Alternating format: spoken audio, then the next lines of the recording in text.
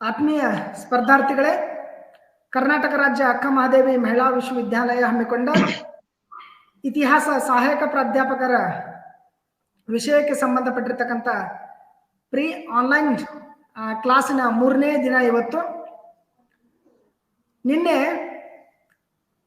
ಸಿಂಧೂ ನದಿ ನಾಗರಿಕತೆಯಿಂದ ಹಿಡ್ಕೊಂಡು ಪುರಾತತ್ವ ಸಂಸ್ಕೃತಿ, ಸಿಂಧೂ ನದಿ ನಾಗರಿಕತೆ, ಅದರ ಜೊತೆ ಹೊಸ ಧರ್ಮದ ಉದಯದವರೆಗೂ ನಾವು ನಿನ್ನೆ ನೋಡಿದ್ವಿ.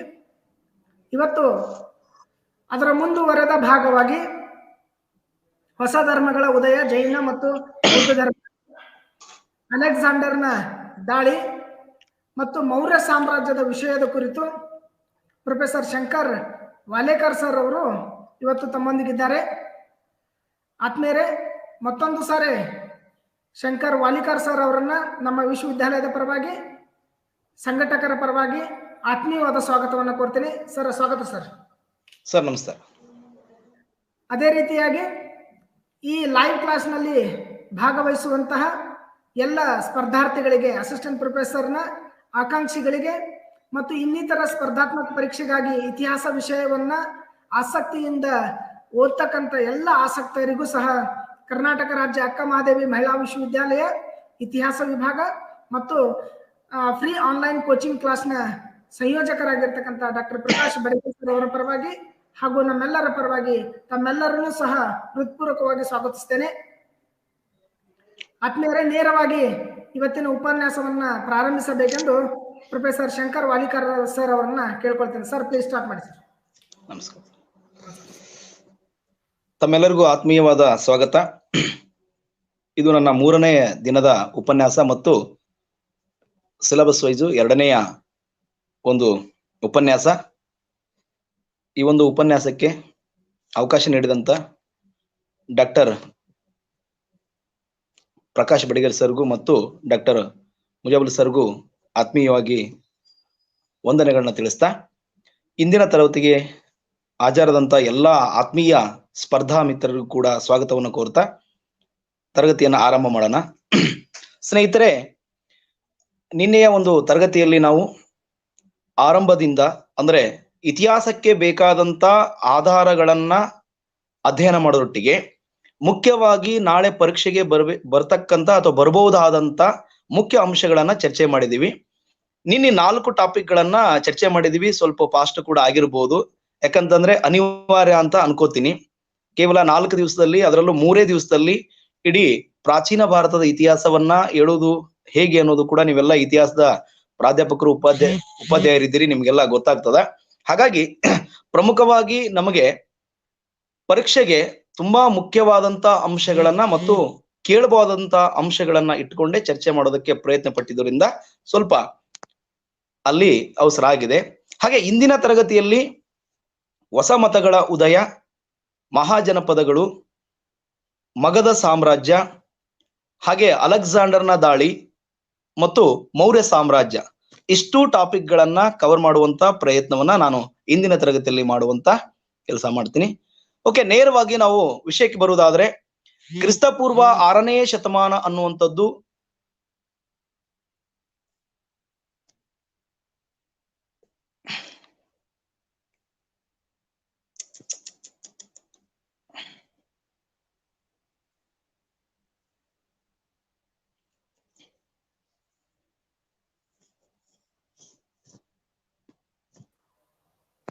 Sir, any problem? ಸ್ವಲ್ಪ ಓಕೆ ಸರ್, ಸಾರಿ. ಕ್ರಿಸ್ತಪೂರ್ವ 6ನೇ ಶತಮಾನ ಅನ್ನುವಂಥದ್ದು ಅತ್ಯಂತ ಪ್ರಮುಖವಾದಂತಹ ಕಾಲಘಟ್ಟ. ಇದನ್ನ ಆಶ್ಚರ್ಯಕರ ಯುಗ ಅಂತ ಕರಿತೀವಿ, ತಿರುವಿನ ಘಟ್ಟ ಅಂತ ಕರಿತೀವಿ, ಮತ್ತು ಪುನರುಜ್ಜೀವನ ಕಾಲಘಟ್ಟ ಅಂತ ಕರಿತೀವಿ, ನವಯುಗ ಅಂತ ಕರಿತೀವಿ.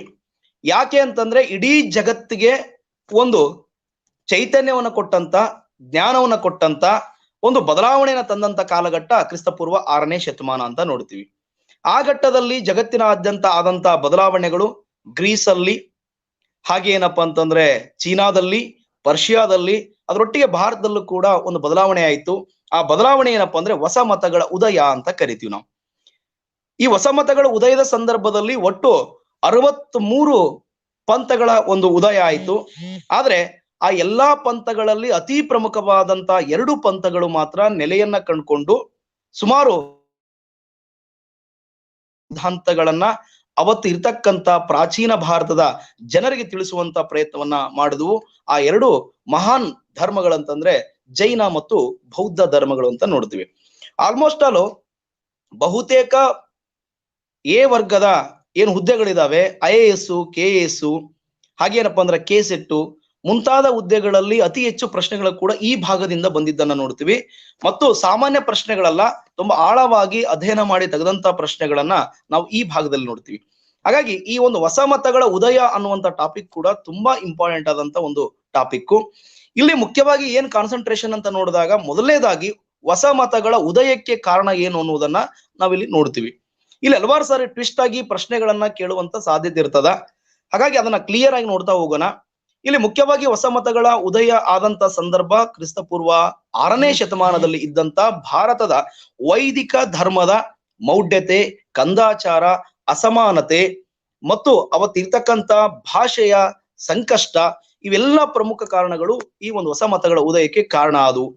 ಅದು ವೈದಿಕ ಧರ್ಮದಲ್ಲಿ ಇರ್ತಕ್ಕಂಥ ಗೊಂದಲ ಇರ್ಬೋದು, ಪುರೋಹಿತ ವರ್ಗದ ಒಂದು ಸರ್ವಾಧಿಕಾರ ಇರ್ಬೋದು, ಅವತ್ತು ದೊಡ್ಡ ಪ್ರಮಾಣದಲ್ಲಿ ಮಾಡ್ತಕ್ಕಂಥ ಪ್ರಾಣಿಯ ಬಲಿ ಇರ್ಬೋದು. ಇವೆಲ್ಲ ಪ್ರಮುಖ ಕಾರಣಗಳನ್ನ ವಿರೋಧಿಸಿ ಜನಗಳಿಗೆ ಒಂದು ಹೊಸತನವನ್ನು ಕೊಡ್ಬೇಕನ್ನುವಂತ ದೃಷ್ಟಿ ಇಟ್ಕೊಂಡು ಇಬ್ಬರು ಮಹನೀಯರ ಉದಯ ಆಗ್ತದ. ಒಬ್ರು ಮಹಾವೀರ, ಇನ್ನೊಬ್ರು ಗೌತಮ ಬುದ್ಧ ಅಂತ ನೋಡ್ತೀವಿ. ಇಲ್ಲಿ ಮಹಾವೀರ ಅನ್ನುವಂಥವನು ಜೈನ ಧರ್ಮಕ್ಕೆ ಸಂಬಂಧಪಟ್ಟಂತ ಒಬ್ಬ ತೀರ್ಥಂಕರ. ಮುಖ್ಯವಾಗಿ ಜೈನ ಧರ್ಮದ ಒಂದು ಅಧ್ಯಯನ ಅಂತ ಬಂದಾಗ ಅವರ ಒಂದು ಪುರಾಣಗಳ, ಆಗಮಗಳ, ಶಾಸ್ತ್ರಗಳ ಪ್ರಕಾರ ಒಟ್ಟು 24 ಜನ ತೀರ್ಥಂಕರು ಅಂತ ಹೇಳಿ ನೋಡ್ತೀವಿ ನಾವು. ಇಲ್ಲಿ ಐತಿಹಾಸಿಕವಾಗಿ ಸಿಗ್ತಕ್ಕಂತ ತೀರ್ಥಂಕರು ಇಬ್ರು ಮಾತ್ರ. ಒಬ್ರು ಪಾರ್ಶ್ವನಾಥ, ಇನ್ನೊಬ್ರು ಮಹಾವೀರ ಅಂತ ನೋಡ್ತೀವಿ. ಇಲ್ಲಿ ಪ್ರಶ್ನೆಗಳು ಹೇಗ್ ಬರ್ತಾವಂತಂದ್ರೆ, ಸುಮಾರು ಸಾರಿ ಈ ಒಂದು ಜೈನರ ಮೇಲೆ ಬರುವಾಗ ಜೈನ ಧರ್ಮದ ಮೊಟ್ಟ ಮೊದಲ ತೀರ್ಥಂಕರ ಯಾರು ಅಂತ ಕೇಳಲಾಗಿದೆ. ಅದು ನಮ್ಮೆಲ್ಲರಿಗೂ ಗೊತ್ತಿರುವಂತದ್ದೇ ಋಷಭದೇವ ಅಥವಾ ಆದಿನಾಥ, ಋಷಭನಾಥ ಅಂತ ನೋಡ್ತೀವಿ. ಇದು ತುಂಬಾ ಸಿಂಪಲ್ ಆದಂತ ಒಂದು ಪ್ರಶ್ನೆ. ಇಲ್ಲಿ ಏನ್ ಕೇಳ್ಬೋದು ಅಂತಂದ್ರೆ, ಋಗ್ವೇದದಲ್ಲಿ ಉಲ್ಲೇಖಿತವಾದಂತ ಜೈನ ಧರ್ಮದ ಯತಿ ಅಥವಾ ತೀರ್ಥಂಕರ ಯಾರು ಅಂತ ಕೇಳಬಹುದು. ಋಗ್ವೇದದಲ್ಲಿ ಉಲ್ಲೇಖಿತವಾದಂತ ಜೈನ ಧರ್ಮದ ತೀರ್ಥಂಕರ ಯಾರು ಅಂತ ಕೇಳಬಹುದು. ಆ ಋಗ್ವೇದದಲ್ಲಿ ಉಲ್ಲೇಖಿತವಾದಂತ ಜೈನ ಧರ್ಮದ ತೀರ್ಥಂಕರ ಯಾರಪ್ಪ ಅಂತಂದ್ರೆ ಅದು ಋಷಭನಾಥ ಅಂತ ನೋಡ್ತೀವಿ. ಈ ಋಷಭನಾಥನ ಒಂದು ಹಿನ್ನೆಲೆ ಕೇಳುವ ಸಾಧ್ಯತೆ ಇದ್ದಾಗ, ಈತ ನಾರಾಯಣನ ಅವತಾರ, ಇಂದ್ರನ ಅನುಗ್ರಹದಿಂದ ಜನಿಸಿದಂತವನು ಮತ್ತು ಈತ ಮನೆ ಬಿಟ್ಟು ಹೋಗಿ ಸನ್ಯಾಸಿ ಆಗುವುದಕ್ಕೆ ಕಾರಣ ಈತನಿಗಿರ್ತಕ್ಕಂಥ ಸುನಂದ ಮತ್ತು ಯಶಸ್ವತಿ ಅನ್ನುವಂತ ಇಬ್ಬರು ಮಡದಿಯರಿಗೆ ಭರತ ಬಾಹುಬಲಿ ಅನ್ನುವಂತ ಮಕ್ಕಳ ಜೊತೆಗೆ ಈತ ಇದ್ದ. ಸುಖ ಸಂಸ್ಕಾರ ಮಾಡ್ತಕ್ಕಂಥ ಈತ ಜೀವನದಲ್ಲಿ ವಿರಕ್ತಿ ಹೊಂದಿ ಇಬ್ರು ಮಕ್ಕಳಿಗೆ ಸಮನಾಗಿ ಸಾಮ್ರಾಜ್ಯವನ್ನು ಹಂಚಿ ಹೋದ ಅನ್ನೋದನ್ನ ನೋಡ್ತೀವಿ. ಆದ್ರೆ ಈತ ಪೌರಾಣಿಕ ವ್ಯಕ್ತಿ, ಐತಿಹಾಸಿಕ ವ್ಯಕ್ತಿ ಅಲ್ಲ ಅನ್ನೋದು ಗಮನದಲ್ಲಿರ್ಲಿ. ನೇರವಾಗಿ ನಾವು ನೋಡ್ತಕ್ಕಂಥ ಐತಿಹಾಸಿಕ ವ್ಯಕ್ತಿ ಅಂತಂದ್ರೆ ಅದು ಪಾರ್ಶ್ವನಾಥ, 23ನೇ ತೀರ್ಥಂಕರ.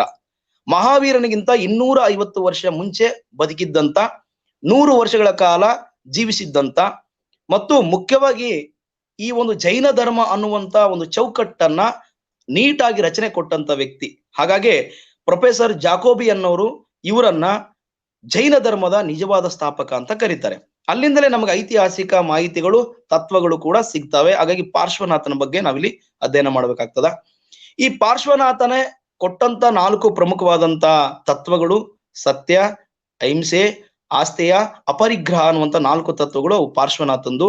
ಅದಾದ ನಂತರ ನೋಡುವಂಥದ್ದು ನಾವು ಮುಖ್ಯವಾಗಿ ಏನಪ್ಪಾ ಅಂದ್ರೆ, ಈ ಒಂದು ಜೈನ ಧರ್ಮದ ದೊಡ್ಡ ಪ್ರಮಾಣದಲ್ಲಿ ಪ್ರಚಾರ ಮಾಡಿದಂತ ವ್ಯಕ್ತಿ ವರ್ಧಮಾನ ಮಹಾವೀರ ಅಂತ ನೋಡ್ತೀವಿ. ಕ್ರಿಸ್ತಪೂರ್ವ 599ರಿಂದ 527 ಮಧ್ಯ ಬದುಕಿದ್ದಂತ ಈ ವ್ಯಕ್ತಿ ತನ್ನ ಜೀವನದಲ್ಲಿ ನಡೆದಂತ ಕೆಲವಿಷ್ಟು ದುಃಖದ ಸಂಗತಿಗಳಿಂದ ಇಡೀ ತನ್ನ ರಾಜ್ಯವನ್ನ ತ್ಯಜಿಸುವುದಂತ ಘಟನೆಗಳನ್ನ ಗಮನಿಸ್ತೀವಿ. ವರ್ಧಮಾನ ಅನ್ನುವಂತ ಹೆಸರಿಟ್ಕೊಂಡು ತನ್ನ ಒಂದು ರಾಜಕೀಯ ಜೀವನ ಆರಂಭಿಸಿದಂತ ಈತ 40ನೇ ವಯಸ್ಸಿನಲ್ಲಿ ಮನೆ ಬಿಟ್ಟು ಮಹಾವೀರನಾಗಿ ಬದಲಾಗಿದ್ದು, ಈತ ಜೈನ ಸಂಘವನ್ನ ಕಟ್ಟಿದ್ದು, ತೀರ್ಥಂಕರ ಅಂತ ಅನ್ಸ್ಕೊಂಡಿದ್ದು, ಇದೆಲ್ಲ ಕೂಡ ಇದರಲ್ಲಿ ಬರುವಂತದ್ದು. ಇಲ್ಲಿ ಈತನ ಮೇಲೆ ಕೇಳುವಂತ ಒಂದು ಪ್ರಶ್ನೆ ಏನಪ್ಪಾ ಅಂದ್ರೆ 24ನೆಯ ತೀರ್ಥಂಕರ ಯಾರು ಅಂತ ಕೇಳ್ತಾರೆ. ಅದು ಬೇರೆ ಎಲ್ಲ ವರ್ಧಮಾನ ಮಹಾವೀರ. ಈತನ ಒಂದು ಡೇಟ್ಗಳ ಬಗ್ಗೆ ಕೇಳುವ ಸಾಧ್ಯತೆ ಇರ್ತದ, ತಂದೆ ತಾಯಿಗಳ ಬಗ್ಗೆ ಕೇಳುವಂತ ಸಾಧ್ಯತೆ ಇರ್ತದೆ. ತುಂಬಾ ಸಿಂಪಲ್ ಆದಂತ ಒಂದು ಪ್ರಶ್ನೆ. ಆದ್ರೆ ಇನ್ನೊಂದೇನಪ್ಪಾ ಅಂದ್ರೆ, ವರ್ಧಮಾನ ಮಹಾವೀರ ಯಾವ ನದಿಯ ದಡದಲ್ಲಿ ಆತ ಜ್ಞಾನೋದಯ ಹೊಂದಿದ ಅನ್ನುವಂಥ ಪ್ರಶ್ನೆ ಕೂಡ ಬಹಳ ಸಾರಿ ಬಂದಿದೆ. ಅದು ಮುಖ್ಯವಾಗಿ ಏನಪ್ಪಾ ಅಂದ್ರೆ ರುಜುಪಾಲಿಕ, ಜೃಂಬಿಕ ಗ್ರಾಮದ ರುಜುಪಾಲಿಕ ನದಿಯ ದಡದ ಮೇಲೆ ಆತನಿಗೆ ಜ್ಞಾನೋದಯ ಆಯಿತು ಆತನ 40ನೇ ವರ್ಷದಲ್ಲಿ ಅಂತ ನೋಡ್ತೀವಿ.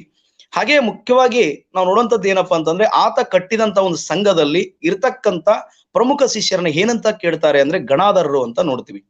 ಒಟ್ಟು ಇಲ್ಲಿ ಆತ ತನ್ನ 70 ವರ್ಷದ ತುಂಬು ಜೀವನದಲ್ಲಿ ಇಡಿಯಾಗಿ ತನ್ನ ಬೋಧನೆಯನ್ನ ಮಾಡ್ತಾ ಒಂದು ಹೊಸದಾದಂತ ಒಂದು ತತ್ವವನ್ನ ಸೇರಿಸ್ತಾನೆ ಪಾರ್ಶ್ವನಾಥನ ತತ್ವಕ್ಕೆ. ಅದೇ ಯಾವ್ದಪ್ಪ ಅಂತಂದ್ರೆ ಬ್ರಹ್ಮಚರ್ಯ ಅಂತ ನೋಡ್ತೀವಿ. ಕಠಿಣವಾದಂತ ತಪಸ್ಸನ್ನ ಮಾಡುವಂಥದ್ದು ಮತ್ತು ಬ್ರಹ್ಮಚರ್ಯವನ್ನ ಪಾಲನೆ ಮಾಡುವಂತದ್ದೇ ಜೈನ ಧರ್ಮದ ಒಂದು ಬ್ಯೂಟಿ ಅನ್ನುವಂಥದ್ದನ್ನ ಈ ಒಂದು ಮಹಾವೀರನ ಒಂದು ಚರಿತ್ರೆಯಲ್ಲಿ ನಾವು ಗಮನಿಸ್ತೀವಿ. ಹಾಗಾಗಿ ಇಲ್ಲಿ ಮುಖ್ಯವಾಗಿ ಇರ್ತಕ್ಕಂಥ ಪಂಚಶೀಲ ತತ್ವಗಳು ಅಥವಾ ಪಂಚ ತತ್ವಗಳಂತ ಏನಿದಾವಲ್ಲ, ಅದರಲ್ಲಿ 4 ತತ್ವಗಳನ್ನ ಪಾರ್ಶ್ವನಾಥ ಕೊಟ್ರೆ ಕೊನೆಯದಾದಂತಹ ತತ್ವವನ್ನ ಕೊಟ್ಟಿದ್ದು ಮಹಾವೀರ ಅಂತ. ಸುಮಾರು ಸಾರಿ ಕೇಳುವಂತ ಪ್ರಶ್ನೆ ಏನಂತಂದ್ರೆ, ಈ 5 ತತ್ವಗಳಲ್ಲಿ ಮಹಾವೀರ ನೀಡಿದ ತತ್ವ ಯಾವುದು ಅಂತ ಕೇಳ್ತಾರೆ. ಅದು ಯಾವ್ದಪ್ಪ ಅಂದ್ರೆ ಬ್ರಹ್ಮಚರ್ಯ ಅಂತ ಕೂಡ ನೋಡ್ತೀವಿ. ಇದು ಮುಖ್ಯವಾಗಿ ಇಂದ್ರಿಯ ನಿಗ್ರಹ ಮಾಡುವಂಥದ್ದು, ಇಂದ್ರಿಯವನ್ನ ನಿಗ್ರಹ ಮಾಡುವಂತ ಒಂದು ಪಾಲಿಸಿ ಅಂತ ಕೂಡ ನಾವಿಲ್ಲಿ ಗಮನಿಸಬಹುದು.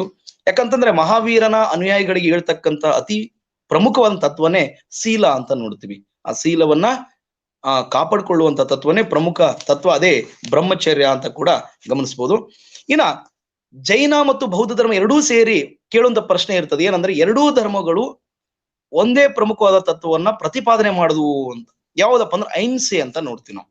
ಎರಡೂ ಸೇರ್ಕೊಂಡು ಆ ಒಂದೇ ತತ್ವವನ್ನ ತುಂಬಾ ಹೆಚ್ಚು ಪ್ರಮಾಣದಲ್ಲಿ ಪ್ರಚಾರ ಮಾಡ್ತಾರೆ ಅವರು. ಯಾವ್ದಪ್ಪ ಅಂದ್ರೆ ಅಹಿಂಸಾವಾದ ಅಥವಾ ಅಹಿಂಸೆ ಅಂತ. ಯಾವ ಒಂದು ಜೀವಿಗೂ ಕೂಡ ನೋವನ್ನ ಕೊಡಬಾರದು, ಅದು ದೈಹಿಕವಾಗಿ ಆಗಿರ್ಲಿ ಮಾನಸಿಕವಾಗಿ ಆಗಿರ್ಲಿ ಅನ್ನುವಂಥದ್ದನ್ನ ಜೈನ ಧರ್ಮದ ಪ್ರಮುಖವಾದಂತ ಒಂದು ಅಂಶ ಅಂತ ಕೂಡ ನಾವಿಲ್ಲಿ ಗಮನಿಸ್ತೀವಿ. ಹಾಗೆ ಜೊತೆಗೆ ಏನಪ್ಪಾ ಅಂತಂದ್ರೆ, ಈ ಜೈನ ಧರ್ಮದಲ್ಲಿ ಕೇಳ್ತಕ್ಕಂತ ಪ್ರಮುಖವಾದಂತ ಒಂದು ಪ್ರಶ್ನೆ ಅಂತಂದ್ರೆ, IAS ಅಲ್ಲಿ ಕೇಳಿದಂತ ಒಂದು ಪ್ರಶ್ನೆ, ಅಣುವ್ರತ ಪರಿಕಲ್ಪನೆಯನ್ನ ಯಾವ ಧರ್ಮ ಪ್ರತಿಪಾದಿಸಿತು ಅಂತ ಕೇಳಿದ್ದಾರೆ. ಅಣುವ್ರತ ಪರಿಕಲ್ಪನೆ ಅನ್ನುವಂಥದ್ದು ಸುಮಾರು ಸಾರಿ ಇದು IAS ಅಲ್ಲಿ ಕೇಳಿದಂಥದ್ದು. ಅಣುವ್ರತ ಪರಿಕಲ್ಪನೆ, ಈ ಒಂದು ತತ್ವವನ್ನ ಪರಿಪಾಲಿಸಿದ್ದು ಜೈನ ಧರ್ಮ ಅನ್ನುವಂಥದ್ದು. ಹಾಗಾಗಿ ಈ ಧರ್ಮದಲ್ಲಿ ಆಳವಾಗಿ ಅಧ್ಯಯನ ಮಾಡಿದಾಗ ಹಲವಾರು ತತ್ವಗಳು ಬರ್ತವೆ, ಬಿಡಿ ಬಿಡಿಯಾಗಿ ಬರ್ತವೆ. ಬಟ್ ನಮ್ಗೆ ಕಾಮನ್ ಆಗಿರ್ತಕ್ಕಂಥ ಅಂಶಗಳನ್ನ ಬಿಟ್ಟು ಇನ್ನೂ ಆಳವಾಗಿರ್ತಕ್ಕಂಥ ಜೈನ ಧರ್ಮದ ಅಂಶಗಳನ್ನ ಇಲ್ಲಿ ಕೇಳುವ ಸಾಧ್ಯತೆ ಇರ್ತದೆ. ಯಾಕಂತಂದ್ರೆ ಅವು ಅತ್ಯಂತ ಪ್ರಮುಖವಾದಂತ ಒಂದು ಟಾಪಿಕ್ ಅಲ್ಲಿ ಸಾಮಾನ್ಯವಾಗಿ ಎಲ್ಲರೂ ಓದಿರ್ತಕ್ಕಂಥದ್ದು, ಆತನ ಜೀವನದ ಬಗ್ಗೆ ಓದಿರ್ತೀವಿ, ಆತ ಯಾವ ರೀತಿಯಾದ ತತ್ವ ಸಿದ್ಧಾಂತವನ್ನು ಅಳವಡಿಸಿಕೊಂಡಿದ್ದ ಅಂತ ಓದಿರ್ತೀವಿ, ಎಷ್ಟು ವರ್ಷ ಬದುಕಿದ್ದ ಅಂತ ಓದಿರ್ತೀವಿ. ಆದ್ರೆ ಅದಕ್ಕಿಂತ ಅತಿ ಹೆಚ್ಚು ಏನಂತಂದ್ರೆ, ಅವರ ತತ್ವಗಳ ಜೊತೆಗೆ ಅವರ ಕಾಲಘಟ್ಟದ ನಂತರ ಯಾವ್ಯಾವ ತತ್ವಗಳನ್ನ ಆ ಒಂದು ಜೈನ ಧರ್ಮ ಹೊಸದಾಗಿ ಆಚರಣೆಗೆ ತಂತು ಮತ್ತು ಯಾವ್ಯಾವ ಗ್ರಂಥಗಳಲ್ಲಿ ಬರೆಯಲ್ಪಡ್ತು ಮತ್ತು ಯಾವ ರೀತಿಯಾದಂತ ಸಾಹಿತ್ಯವನ್ನ ರಚನೆ ಮಾಡಿತು ಅನ್ನೋದನ್ನ ಕೇಳೋದು ಸಾಧ್ಯತೆ ಜಾಸ್ತಿ ಇರ್ತದ. ಆ ದೃಷ್ಟಿಯಿಂದ ಏನಪ್ಪಾ ಅಂತಂದ್ರೆ ಸ್ವಲ್ಪ ನಾವು ಆಳವಾಗಿ ಅದನ್ನ ನೋಡ್ಬೇಕಾಗ್ತದ. ಇನ್ನು ಜೈನ ಧರ್ಮದಲ್ಲಿ ಕೇಳಿದಂತ ಮತ್ತೆ ಕೇಳಿದಂತ ಒಂದು ಪ್ರಶ್ನೆ ಅಂದ್ರೆ ನಿರ್ಘಂತ ಅನ್ನುವಂತ ಪ್ರಶ್ನೆ. ನಿರ್ಘಂತ, ಈ ಪಂಥಕ್ಕೆ ಮುಖ್ಯಸ್ಥನು ಯಾರು ಅಂತ ಕೇಳಲಾಗಿದೆ. ನಿರ್ಘಂತ ಅನ್ನುವಂತ ಪಂಥ ಇದೆಯಲ್ಲ, ಈ ಪಂಥಕ್ಕೆ ಮುಖ್ಯಸ್ಥನು ಯಾರು ಆರಂಭದಲ್ಲಿ ಅಂತಂದ್ರೆ ಕನ್ಫ್ಯೂಸ್ ಆಗೋ ಅವಶ್ಯಕತೆ ಇಲ್ಲ, ಋಷಭನಾಥನೇ ಈ ಒಂದು ಪಂಥಕ್ಕೆ ಮುಖ್ಯಸ್ಥನಾಗಿದ್ದ ಅನ್ನೋದು ಕೂಡ ಗಮನಿಸಬಹುದು. ನಿರ್ಘಂತ ಅಂತಂದ್ರೆ ಉತ್ಸಾಹರಹಿತವಾದಂತ ತಪಸ್ವಿ ಅಂತ. ಅಂದ್ರೆ ಐಹಿಕ ಭೋಗದ ಬಗ್ಗೆ ಯಾವುದೇ ರೀತಿಯಾದಂತ ಲಾಲಸ್ಯ ಇಲ್ಲದೆ ಇಡೀ ತನ್ನ ಬದುಕನ್ನ ಸಮಾಜಕ್ಕೆ ಸಮರ್ಪಣೆ ಮಾಡ್ತಕ್ಕಂಥ ಮನೋಭಾವ ಉಳ್ಳಂತವ್ರನ್ನ ನಿರ್ಘಂತರು ಅಂತ ಹೇಳಿ ನಾವಿಲ್ಲಿ ಕರಿತೀರಿ. ಅಂತಹ ಒಂದು ಪಂಥವನ್ನ ನಾವು ಈ ಒಂದು ಧರ್ಮದ ಭಾಗವಾಗಿ ನೋಡ್ತೀವಿ. ಹಾಗೆ ಜೈನ ಧರ್ಮ ಯಾವ ತತ್ವವನ್ನ ನಂಬ್ತದೆ ಅಂತ ಕೇಳಲಾಗಿದೆ. ಜೈನ ಧರ್ಮ ಯಾವ ಒಂದು ಸಿದ್ಧಾಂತವನ್ನ ನಂಬ್ತದೆ ಅಂತಂದ್ರೆ ಕರ್ಮ ಸಿದ್ಧಾಂತವನ್ನ ನಂಬ್ತದೆ ಅಂತ. ಬಟ್ ಆ ದೇವರ ಬಗ್ಗೆ ಆ ಜೈನ ಧರ್ಮದ ಕಲ್ಪನೆ ಏನಪ್ಪಾ ಅಂತಂದ್ರೆ, ದೇವ್ರು ಇದ್ರೂ ಕೂಡ ಆ ದೇವರೆಲ್ಲ ಜೀನನ ಅಡಿಯಲ್ಲಿ ಬರ್ತದ ಅಂತ ಹೇಳ್ತದ. ಜೀನನೇ ಫೈನಲ್. ಆ ಜೀನ್ ಅಡಿಯಲ್ಲಿ ಬರ್ತಕ್ಕಂಥ ದೇವರುಗಳಿರ್ಬೋದೇ ಹೊರತಾಗಿ ದೇವರುಗಳು ಫೈನಲ್ ಅಲ್ಲ ಅಂತ ಹೇಳ್ತಾನೆ. ಕರ್ಮ ಸಿದ್ಧಾಂತವನ್ನ, ಆತ್ಮವನ್ನ, ಪುನರ್ಜನ್ಮವನ್ನ ನಂಬತಕ್ಕಂತ ಒಂದು ಸಿದ್ಧಾಂತ ಇದರಲ್ಲಿ ನೋಡ್ತೀವಿ.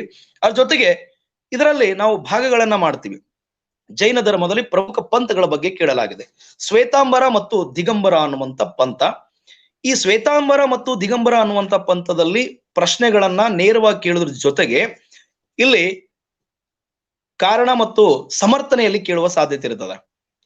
ಕಾರಣ ಮತ್ತು ಸಮರ್ಥನೆ, ಅದಕ್ಕೆ ಸ್ವಲ್ಪ ನಮ್ಗೆ ಆಳವಾಗಿ ನೋಡ್ಬೇಕು. ಈ ಜೈನ ಮುಖ್ಯವಾಗಿ ಈ ದಿಗಂಬರ ಶ್ವೇತಾಂಬರ ಅನ್ನುವಂಥ ಪಂಥ ಯಾಕೆ ಹುಟ್ಕೊಂಡು ಅಂತ ಒಂದು ಹಿನ್ನೆಲೆಯಲ್ಲಿ ನೋಡಿದಾಗ, ಆರಂಭದಲ್ಲಿ ಇದ್ದಂತ ಒಂದೇ ಒಂದು ಜೈನ ಧರ್ಮದಲ್ಲಿ 2 ಪಂಥ ಆಗೋದಕ್ಕೆ ಮೂಲ ಕಾರಣ ಏನಪ್ಪಾ ಅಂತಂದ್ರೆ, ಕ್ರಿಸ್ತಪೂರ್ವ 3ನೇ ಶತಮಾನ ಸಂದರ್ಭದಲ್ಲಿ ಅಥವಾ 300ರಲ್ಲಿ ಭದ್ರಬಾಹುವಿನ ನೇತೃತ್ವದಲ್ಲಿ ಕರ್ನಾಟಕಕ್ಕೆ ಒಂದು ತಂಡ ಬರ್ತದೆ. ಅದು ಚಂದ್ರಗುಪ್ತ ಮೌರ್ಯ ಕೂಡ ಅದರಲ್ಲಿ ಇದ್ದ. ಕರ್ನಾಟಕಕ್ಕೆ ಬಂದಂತ ಈ ಒಂದು ತಂಡ ಕರ್ನಾಟಕದ ಶ್ರವಣ ಬೆಳಗೊಳದಲ್ಲಿ ತಮ್ಮ ಒಂದು ಅಸ್ತಿತ್ವವನ್ನು ಕಂಡುಕೊಂಡು ನಂತರ ಕ್ರಿಸ್ತ ಶಕ 6ನೇ ಶತಮಾನದ ಸಂದರ್ಭದಲ್ಲಿ ವಾಪಸ್ ಏನಾಗ್ತದೆ ಅಂತಂದ್ರೆ ಅದು ಉತ್ತರ ಭಾರತಕ್ಕೆ ಹೋಗ್ತದೆ. ಅವಾಗ ಅಲ್ಲಿ ಏನಾಗ್ತದೆ ಅಂತಂದ್ರೆ ದಕ್ಷಿಣ ಭಾರತದಲ್ಲಿ ಇದ್ದಂತ ಜೈನರಿಗೂ ಉತ್ತರ ಭಾರತ ಜೈನರಿಗೂ ಭಿನ್ನಾಭಿಪ್ರಾಯ ಬಂದು ವಲ್ಲಭಿ ಅನ್ನುವಂತ ಪ್ರದೇಶದಲ್ಲಿ ನಡೆದಂತ ಒಂದು ಸಮ್ಮೇಳನ ಸಂದರ್ಭದಲ್ಲಿ ಜೈನ ಧರ್ಮ 2 ಭಾಗಗಳಾಗಿ ವಿಭಾಗ ಆಗ್ತದೆ. ಒಂದು ಮಹಾವೀರನ ತತ್ವ ಆದರ್ಶವನ್ನ ಹೊಂದಿರತಕ್ಕಂಥವರನ್ನ ದಿಗಂಬರರಂತಲೂ, ಹಾಗೆ ಪಾರ್ಶ್ವನಾಥನ ಒಂದು ಆದರ್ಶಗಳನ್ನ ಒಪ್ಪುವಂತವರನ್ನ ಶ್ವೇತಾಂಬರ ಅಂತಲೂ ಕೂಡ ಇಲ್ಲಿ ಭಾಗ ಮಾಡಲಾಗ್ತದೆ. ಹಾಗಾಗಿ ಸುಮಾರು ಸಾರಿ ಕೇಳಲಾಗಿದೆ. ಇದನ್ನ ಕಾರಣ ಮತ್ತು ಸಮರ್ಥನೆಯಲ್ಲಿ ಕೇಳುವ ಸಾಧ್ಯತೆ ಇರ್ತದೆ. ಜೊತೆಗೆ ಇಲ್ಲಿ ಜೈನರು ಅಂತ ಬಂದಾಗ ಕರ್ನಾಟಕದಲ್ಲಿ ಬಹುಪಾಲು ಇರೋದಿಲ್ಲ ದಿಗಂಬರ ಪಂಥದವರೇ. ನಮ್ಮ ಕನ್ನಡ ನಾಡಲ್ಲಿ ಬಹುಪಾಲು ಜೈನರು ಯಾರಿದ್ದಾರೆ ಅಂದ್ರೆ ದಿಗಂಬರ ಪಂಥದವರು, ಉತ್ತರ ಭಾರತದಲ್ಲಿ ಶ್ವೇತಾಂಬರ ಪಂಥದವರು. ಇವು 2 ಪ್ರಮುಖ ಪಂಥಗಳ ಬಗ್ಗೆ ನೋಡ್ತೀವಿ. ಹಾಗೆ ಮಹಾವೀರನ ನಂತರ ಈ ಒಂದು ಧರ್ಮವನ್ನ ಹರಡಿಸುವಂತ ಕೆಲಸ ಮಾಡಿದವರು ಯಾರು ಅಂತ ಬಂದಾಗ ಪ್ರಮುಖವಾಗಿ ನಮಗೆ ಭದ್ರಬಾಹು ಮತ್ತು ಸ್ಥೂಲ ಭದ್ರ ಇವರಿಬ್ಬರನ್ನ ನಾವು ನೆನ್ಪಿಟ್ಕೋಬೇಕು. ಇವರಿಬ್ರು ಕೂಡ ಏನಪ್ಪಾ ಅಂತಂದ್ರೆ ಉತ್ತರ ಭಾರತದಿಂದ ದಕ್ಷಿಣ ಭಾರತಕ್ಕೆ ಈ ಧರ್ಮವನ್ನ ತರುವುದರಲ್ಲಿ ಪ್ರಮುಖ ಯಶಸ್ವಿ ಆದದ್ದನ್ನ ಗಮನಿಸ್ತೀವಿ. ಹಾಗಾಗಿ ಭದ್ರಬಾಹು ಮತ್ತು ಸ್ಥೂಲ ಭದ್ರ ಇಲ್ಲಿ ಜೊತೆಗೆ ಏನಪ್ಪಾ ಅಂತಂದ್ರೆ ಈ ಜೈನ ಧರ್ಮದ ಇಡಿಯಾದ ತಿರುಳನ್ನು ಹೇಳ್ತಕ್ಕಂತ ಕಲ್ಪಸೂತ್ರ ಕೃತಿಯನ್ನು ಕೂಡ ಇಲ್ಲಿ ನಾವು ನೆನ್ಪಿಟ್ಕೋಬೇಕು.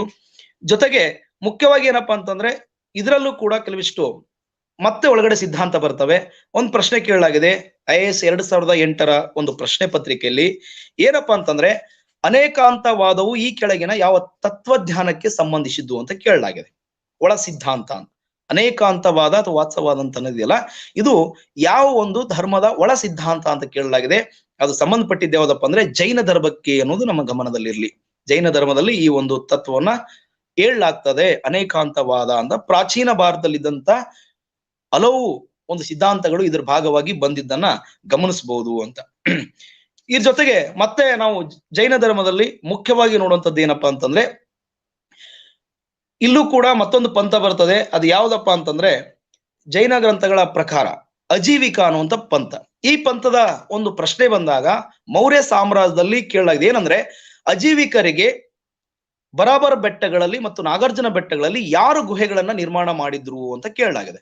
ಅದು ಮುಖ್ಯವಾಗಿ ನಮಗೆಲ್ಲ ಗೊತ್ತಿರುವ ಹಾಗೆ ದಶರಥ ಮತ್ತು ಅಶೋಕ, ಮುತ್ತೆ ಮತ್ತು ಮೊಮ್ಮಗ ಇಬ್ಬರು ಸೇರ್ಕೊಂಡು ಆ ಒಂದು ಅಜೀವಿಕ ಪಂಥದವರಿಗೆ ಇಲ್ಲಿ ಗುಹೆಗಳನ್ನು ನಿರ್ಮಾಣ ಮಾಡಿದ್ದನ್ನ ನೋಡ್ತೀವಿ. ಈ ಒಂದು ಅಜೀವಿಕ ಪಂಥದ ಸ್ಥಾಪಕ ಯಾರು ಅಂತ ಕೇಳಲಾಗಿದೆ. ಅದು ಅಜೀವಿಕ ಪಂಥದ ಸ್ಥಾಪಕ ಯಾರಪ್ಪ ಅಂದ್ರೆ ಗೋಶಾಲ ಅಂತ ನೋಡ್ತೀವಿ ನಾವು. ಅದು ಕೂಡ ಈ ಜೈನ ಧರ್ಮದ ಒಂದು ಒಳಪಂಥವಾಗಿ ಬರ್ತಕ್ಕಂಥದ್ದು. ಅದಾದ ನಂತರ ಜೈನ ಧರ್ಮದ ಬಗ್ಗೆ ಕೇಳಿದಂಥದ್ದು ಏನಪ್ಪಾ ಅಂದ್ರೆ ಸಾಹಿತ್ಯದ ಬಗ್ಗೆ ಕೇಳಲಾಗ್ತದ.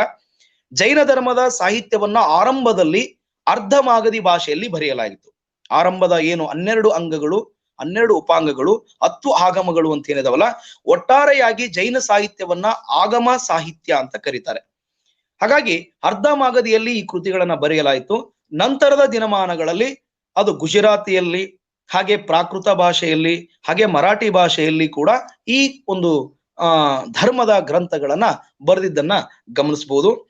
ಇಲ್ಲಿ ಮುಖ್ಯವಾಗಿ ಇವರ ಧರ್ಮ ಗ್ರಂಥಗಳಲ್ಲಿ ಬಂದಂತ ವಿಷಯಗಳು ಏನಪ್ಪಾ ಅಂದ್ರೆ ಆಲ್ಮೋಸ್ಟ್ ಆಲ್ ಅಹಿಂಸೆಯನ್ನೇ ಅತಿ ಹೆಚ್ಚು ಪ್ರತಿಪಾದನೆ ಮಾಡಿರುವಂತದ್ದನ್ನು ನೋಡ್ತೀವಿ ನಾವು. ಅವರು ಅಹಿಂಸೆಗೆ ಜಾಸ್ತಿ ಒತ್ತನ್ನ ಕೊಟ್ಟು ಆ ಒಂದು ಅಹಿಂಸೆಯನ್ನೇ ಎಲ್ಲಾ ಕಡೆ ಪ್ರಚಾರ ಮಾಡುವಂತ ಒಂದು ಕೆಲಸವನ್ನ ಕೂಡ ಮಾಡಿದ್ದನ್ನ ನೋಡ್ತೀವಿ. ಮತ್ತೆ ಇನ್ನು ಪ್ರಶ್ನೆ ಏನ್ ಕೇಳ್ಬೋದು ಇಲ್ಲಿ ಜೈನ ಧರ್ಮದ ಬಗ್ಗೆ ಅಂತ ಬಂದಾಗ, ಮಹಾವೀರನ ಸಮಕಾಲಿನಲ್ಲಿ ಇದ್ದಂತ ಅಂದಿನ ರಾಜರು ಯಾರು ಅಂತ ಕೇಳುವ ಸಾಧ್ಯತೆ ಇರ್ತದ. ಮಹಾವೀರನ ಸಮಕಾಲಿನಲ್ಲಿ ಇದ್ದಂತ ರಾಜರು ಯಾರು ಮತ್ತು ಜೈನ ಧರ್ಮಕ್ಕೆ ಆರಂಭದಲ್ಲಿ ಒಂದು ಆಸ್ತಿಯನ್ನ ನೀಡಿದಂಥವ್ರು ಯಾರು ಅಂತ ಬಂದಾಗ ಅಲ್ಲಿ ನಾವು ಅಜಾತ ಶತ್ರುನ ಬಗ್ಗೆ ಮೆನ್ಷನ್ ಮಾಡ್ಬೇಕಾಗ್ತದ, ಬಿಂಬಸಾರನ ಬಗ್ಗೆ ಮೆನ್ಷನ್ ಮಾಡ್ಬೇಕಾಗ್ತದ. ನಂತರ ಬೌದ್ಧ ಧರ್ಮಕ್ಕೂ ಕೂಡ ಅವ್ರು ಏನಪ್ಪಾ ಅಂತಂದ್ರೆ ಆಶ್ರಯವನ್ನ ನೀಡಿದ್ರು ಅಂತ ಕೂಡ ನೋಡ್ತೀವಿ. ಇನ್ನ ಕಾಲಾನುಕ್ರಮದಲ್ಲಿ ಕೇಳುವಾಗ ನಿಮಗೆ ಅಲ್ಲಿ ಜೈನ ಧರ್ಮದ ಸಮ್ಮೇಳನಗಳ ಕೇಳುವ ಒಂದು ಅಗತ್ಯ ಇರ್ತದ. ಕೇಳಿರ್ತಾರೆ. 2 ಪ್ರಮುಖ ಜೈನ ಸಮ್ಮೇಳನಗಳನ್ನ ನಡೆದದ್ದನ್ನ ನಾವಿಲ್ಲಿ ನೋಡ್ತೀವಿ. ಒಂದು ರಾಜಗೃಹದಲ್ಲಿ, ವೈಶಾಲಿಯಲ್ಲಿ, ಇನ್ನೊಂದು ವಲ್ಲಭಿಯಲ್ಲಿ ಅಂತ ನೋಡ್ತೀವಿ ನಾವು. ಒಂದು ವೈಶಾಲಿ, ಇನ್ನೊಂದು ವಲ್ಲಭಿ ಅಂತೇಳಿ. ಕ್ರಿಸ್ತಪೂರ್ವ 300ರಲ್ಲಿ ವಲ್ಲಭಿಯಲ್ಲಿ ನಡೆದ್ರೆ ನಂತರ ವೈಶಾಲ್ಯ ಕೂಡ ನಡೀತು ಅನ್ನೋದನ್ನ ಗಮನಿಸಬಹುದು. ಇವೆರಡು ಮುಖ್ಯವಾಗಿ ಜೈನ ಧರ್ಮದಲ್ಲಿ ಬರ್ತಕ್ಕಂಥ 2 ಸಮ್ಮೇಳನಗಳು ಅನ್ನೋದಕ್ಕ ಗಮನಿಸಬಹುದು. ಇದಾದ ನಂತರ ಬಹಳ ಸಾರಿ ಕೇಳಿದ್ದು ಜೈನ ಧರ್ಮದ ದೇವತೆಗಳು ಅಂತ. ನೋಡಿ, ಜೈನ ಧರ್ಮದಲ್ಲಿ ದೇವತೆಗಳ ನಂಬಿಕೆ ಇಲ್ಲಂದ್ರೂ ಕೂಡ ನಂತರ ಕಾಲದಲ್ಲಿ ಬದಲಾದಂತ ಒಂದು ಸನ್ನಿವೇಶದಲ್ಲಿ ಅವರೂ ಕೂಡ ಹಿಂದೂ ಧರ್ಮದ ಪ್ರಭಾವಕ್ಕೆ ಒಳಗಾಗಿ ತಮ್ಮದೇ ಆದಂತ ದೇವತೆಗಳನ್ನ ಅವರು ಮಾಡ್ಕೊಂಡಿದ್ರು ಅಂತ ನೋಡ್ತೀವಿ. ಅದರಲ್ಲಿ ಮುಖ್ಯವಾಗಿ IAS ಆಪ್ಷನಲ್ ಪತ್ರಿಕೆಯಲ್ಲಿ ಬಂದಂತ ಒಂದು ಪ್ರಶ್ನೆ ಏನಪ್ಪಾ ಅಂತಂದ್ರೆ, ಚಕ್ರೇಶ್ವರಿ ಯಾವ ಧರ್ಮದ ದೇವತೆ ಅಂತ ಬಂದಿತ್ತು. ಚಕ್ರೇಶ್ವರಿ ಅನ್ನುವಂಥದ್ದು ಯಾವ ಧರ್ಮದ ದೇವತೆ ಅಂತೇಳಿ ಬಂದಿತ್ತು. ನೋಟ್ ಮಾಡ್ಕೊಳ್ಳೋರು ಮಾಡ್ಕೊಳ್ಳಿ. ಇದು ಜೈನ ಧರ್ಮದ ಒಂದು ದೇವತೆ ಅಂತ ನೋಡ್ತೀವಿ. ಇದನ್ನ ಜೈನ ಧರ್ಮದ ರಕ್ಷಕ ದೇವತೆ ಅಂತ ಹೇಳಿ ಕರೀತಾರೆ. ಈ ದೇವಿಯ ಒಂದು ಬಣ್ಣ ಚಿನ್ನದ ಬಣ್ಣ, ಇದರ ವಾಹನ ಗರುಡ ವಾಹನವಾಗಿತ್ತು ಅಂತ ಕೂಡ ನೋಡ್ತೀವಿ. 8 ತೋಳುಗಳಿಂದ ಕೂಡಿದಂತ ಒಂದು ದೇವತೆ. ಇದರ ಪ್ರಮುಖವಾದಂತ ದೇವಾಲಯ ಎಲ್ಲಿದೆ ಅಂತಂದ್ರೆ ಪಂಜಾಬಿನ ಅಭೈವಾಲಿ ಗ್ರಾಮದಲ್ಲಿ ಇದೆ. ಈ ಒಂದು ಚಕ್ರೇಶ್ವರಿ ಅನ್ನುವಂತ ಒಂದು ದೇವತೆ ಜೈನ ಧರ್ಮದ್ದು ಎಲ್ಲಿದೆ ಅಂತಂದ್ರೆ ಪಂಜಾಬಿನ ಅಭೈವಾಲಿ ಅನ್ನುವಂತ ಗ್ರಾಮದಲ್ಲಿ ಚಕ್ರೇಶ್ವರಿ ಅನ್ನುವಂತ ಒಂದು ದೇವತೆ ಇರುವುದನ್ನ ಗಮನಿಸ್ತೀವಿ. ಕೇಳಬಹುದು, ಜೈನ ಧರ್ಮದ ದೇವತೆ ಚಕ್ರೇಶ್ವರಿಯ ದೇವಾಲಯ ಯಾವ ರಾಜ್ಯದಲ್ಲಿದೆ ಅಂತಂದ್ರೆ ಅದು ಪಂಜಾಬಿನ ಒಂದು ಗ್ರಾಮ. ಆ ಗ್ರಾಮ ಯಾವುದಪ್ಪ ಅಂದ್ರೆ ಅಬ್ಬೇವಾಲಿ ಅನ್ನುವಂತ ಒಂದು ಗ್ರಾಮದಲ್ಲಿ ಈ ಒಂದು ದೇವತೆಯ ಮೂರ್ತಿಯನ್ನ ನಾವಿಲ್ಲಿ ನೋಡ್ತೀವಿ. ಹಾಗೆ ಜೊತೆಗೆ ಇದರ ಕೊಡುಗೆ ಅಂತ ಬಂದಾಗ ಈ ಕಾಲದಲ್ಲಿ ಅರ್ಧಮಾಗಧಿಯ ಒಂದು ಭಾಷೆ ದೊಡ್ಡ ಪ್ರಮಾಣದಲ್ಲಿ ಬೆಳವಣಿಗೆ ಆಯಿತು. ಹಾಗೇನಪ್ಪಾ ಅಂತಂದ್ರೆ ಪ್ರಾಕೃತ ಭಾಷೆ ಕೂಡ ಬೆಳವಣಿಗೆ ಆಯಿತು. ಅದರಲ್ಲಿ ಸಾಹಿತ್ಯ ರಚನೆ ಆಯಿತು ಅಂತ ನೋಡ್ತೀವಿ. ಈ ಸಾಹಿತ್ಯ ರಚನೆಯಲ್ಲಿ ಮುಖ್ಯವಾಗಿ ಹೋದ್ ಸಾರಿ 2016ರಲ್ಲಿ ನಡೆದಂತ PU ಕಾಲೇಜ್ ಲೆಕ್ಚರ್ ಏನು ಒಂದು ಎಕ್ಸಾಮ್ ಅಲ್ಲಿ ನಡೆದಂತದ್ದು ಪ್ರಶ್ನೆ ಏನಪ್ಪಾ ಅಂದ್ರೆ, ಸೂತ್ರ ಕ್ರೀಡಾಂಗಣ ಎಂಬ ಜೈನ ಕೃತಿ ಇದೆಯಲ್ಲ, ಅದರಲ್ಲಿ ಒಂದು ಕ್ರೀಡೆಯ ಬಗ್ಗೆ ಮಾಹಿತಿಯನ್ನು ಕೇಳಲಾಗಿತ್ತು. ಆ ಸೂತ್ರ ಕ್ರೀಡಾಂಗಣ ಅನ್ನುವಂತ ಕೃತಿಯಲ್ಲಿ ಯಾವ ಕ್ರೀಡೆಯ ಬಗ್ಗೆ ಮಾಹಿತಿ ಇದೆ ಅಂತ ಕೇಳಲಾಗಿತ್ತು. ಅದರಲ್ಲಿ ಚದುರಂಗ ಅನ್ನೋದನ್ನ ನಾವಿಲ್ಲಿ ಗಮನಿಸ್ತೀವಿ. ಅದು ಏನಪ್ಪಾ ಅಂದ್ರೆ ಇವೆಲ್ಲ ಆಗಮ ಶಾಸ್ತ್ರಗಳು. ಹಾಗಾಗಿ ಸೂತ್ರ ಕ್ರೀಡಾಂಗ ಇರಬಹುದು, ಹಾಗೇನಪ್ಪ ತೇರಿ ಗಾತ ಇರ್ಬೋದು, ಆಚಾರಾಂಗ ಸೂತ್ರ ಅಂತ ಬರ್ತದೆ, ಹಾಗೆ ಬೃಹತ್ ಕಲ್ಪ ಸೂತ್ರ ಅಂತ ಬರ್ತದೆ. ಇವೆಲ್ಲವೂ ಕೂಡ ಏನಪ್ಪಾ ಅಂದ್ರೆ ಜೈನ ಧರ್ಮದಲ್ಲಿ ಇರ್ತಕ್ಕಂಥ ಪ್ರಮುಖವಾದಂತ ಸಾಹಿತ್ಯಗಳು ಅಂತ ನೋಡ್ತೀವಿ. ಹಾಗೆ ಕರ್ನಾಟಕಕ್ಕೆ ಬಂದಾಗ ಕನ್ನಡ ಸಾಹಿತ್ಯವನ್ನ ದೊಡ್ಡ ಪ್ರಮಾಣದಲ್ಲಿ ಬೆಳೆಸಿದಂತ ಕೀರ್ತಿಯು ಕೂಡ ಅದು ಜೈನ ಸಾಹಿತಿಗಳಿಗೆ ಸಲ್ತದೆ. ಪಂಪ ಇರ್ಬೋದು, ಪನ್ನ, ಹಾಗೆ ಏನಪ್ಪಾ ಅಂದ್ರೆ ರನ್ನ ಇರ್ಬೋದು, ಜನ್ನ ಇರ್ಬೋದು, ಇವರೆಲ್ಲರೂ ಕೂಡ ಏನಪ್ಪಾ ಅಂದ್ರೆ ಮೂಲತಃ ಜೈನರಾಗಿದ್ದು ಜೈನ ಧರ್ಮದ ಅಹಿಂಸಾ ನೀತಿಯನ್ನ, ತ್ಯಾಗ ನೀತಿಯನ್ನ ಇಟ್ಕೊಂಡು ಹಲವಾರು ಕೃತಿಗಳನ್ನ ಬರೆದಿದ್ದನ್ನ ನಾವಿಲ್ಲಿ ಗಮನಿಸಬಹುದು. ಇದು ಇವ್ರು ಕೊಟ್ಟಂತ ಕೊಡುಗೆ ಅಂತ ಕೂಡ ನೋಡ್ತೀವಿ. ಹಾಗೆ ಮೊಟ್ಟ ಮೊದಲ ಬಾರಿಗೆ ಜೀನರ ಕುರಿತಾದಂತ ಒಂದು ಜೀವನ ಚರಿತ್ರೆಯನ್ನ ಯಾವ ಗ್ರಂಥದಲ್ಲಿ ನೋಡ್ಲಾಗ್ತದಂತಂದ್ರೆ ಅದು ಕಲ್ಪಸೂತ್ರ ಅನ್ನುವಂತ ಗ್ರಂಥದಲ್ಲಿ ಬಾವು ಬರೆದಂತ ಕ್ರಿಸ್ತಪೂರ್ವ 300 ಸಂದರ್ಭದಲ್ಲಿದ್ದಂತ ಭದ್ರಬಾವು ಕಲ್ಪಸೂತ್ರ ಅನ್ನುವಂತ ಕೃತಿಯನ್ನ ಬರಿತಾನೆ. ಈ ಕೃತಿಯಲ್ಲಿ ನಮಗೆ ಮೊಟ್ಟ ಮೊದಲ ಬಾರಿಗೆ ಜೀನರ ಜೀವನ ಚರಿತ್ರೆಯ ಬಗ್ಗೆ ಅಧ್ಯಯನ ಮಾಡೋದಕ್ಕೆ ಮಾಹಿತಿಯನ್ನ ಸಿಗ್ತವೆ ಅಂತ ನೋಡ್ತೀವಿ. ಇದಿಷ್ಟು ಪ್ರಮುಖವಾಗಿ ಜೈನ ಧರ್ಮದ ಒಂದು ಅಂಶಗಳಾದ್ರೆ, ನಂತರ ಮತ್ತೊಂದು ಅದ್ಭುತವಾದಂತಹ ಧರ್ಮ ಅಂತಂದ್ರೆ ಭೌತಿಕ ಧರ್ಮ ಅಂತಂದ್ರೆ ವೈಚಾರಿಕ ಧರ್ಮ ಅಂತಂದ್ರೆ ಬೌದ್ಧ ಧರ್ಮ ಅಂತ ನೋಡ್ತೀವಿ. ಈ ಬೌದ್ಧ ಧರ್ಮದ ಸ್ಥಾಪಕ ಮುಖ್ಯವಾಗಿ ಗೌತಮ ಬುದ್ಧ. ಈತನ ಬಗ್ಗೆ ನಿಮ್ಗೆಲ್ಲರಿಗೂ ಕತೆ ಗೊತ್ತೇ ಇರ್ತದೆ. ಈತ ಮುಖ್ಯವಾಗಿ ಶಾಕ್ಯ ವಂಶದಲ್ಲಿ ಸಿದ್ಧಾರ್ಥ ಮಾಯಾದೇವಿ, ಸುಧೋಧನ ಮತ್ತು ಮಾಯಾದೇವಿ ಅನ್ನುವಂತ ದಂಪತಿಗಳಿಗೆ ಜನಿಸಿ ಸಿದ್ಧಾರ್ಥ ಅನ್ನುವಂತ ಹೆಸರಿನಿಂದ ತನ್ನ ಬದುಕನ್ನ ಆರಂಭ ಮಾಡಿ, ನಂತರ ತನ್ನ ಒಂದು ಕುಟುಂಬದಲ್ಲಿ ನಡೆದಂತ ಒಂದು ಘಟನೆಯಿಂದ ಆತ ಮನೆಯನ್ನು ಬಿಟ್ಟು ಹೋಗುವಂತ ಸಂದರ್ಭ ಬರ್ತದೆ.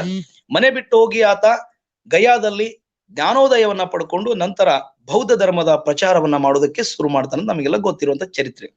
ಈ ಒಂದು ಬೌದ್ಧ ಧರ್ಮದ ಕುರಿತಾಗಿ ಬರುವಂತ ಪ್ರಶ್ನೆಗಳು ಏನಪ್ಪಾ ಅಂತಂದ್ರೆ ಮುಖ್ಯವಾಗಿ ಯಾವ ರೀತಿಯಾಗಿ ಕೇಳಲಾಗ್ತದ ಅಂತಂದ್ರೆ, ಇಲ್ಲಿ ಗೌತಮ ಬುದ್ಧ ಯಾವ ಒಂದು ಪ್ರದೇಶದಲ್ಲಿ ಹುಟ್ಟಿದ ಅನ್ನೋದನ್ನ ಕೇಳಲಾಗ್ತದೆ. ತುಂಬಾ ಈಸಿ ಆದಂತ ಪ್ರಶ್ನೆ ಇದು. ಲುಂಬಿನಿ ವನ ಅಂತ ನಮ್ಗೆಲ್ಲರಿಗೂ ಗೊತ್ತಿದೆ.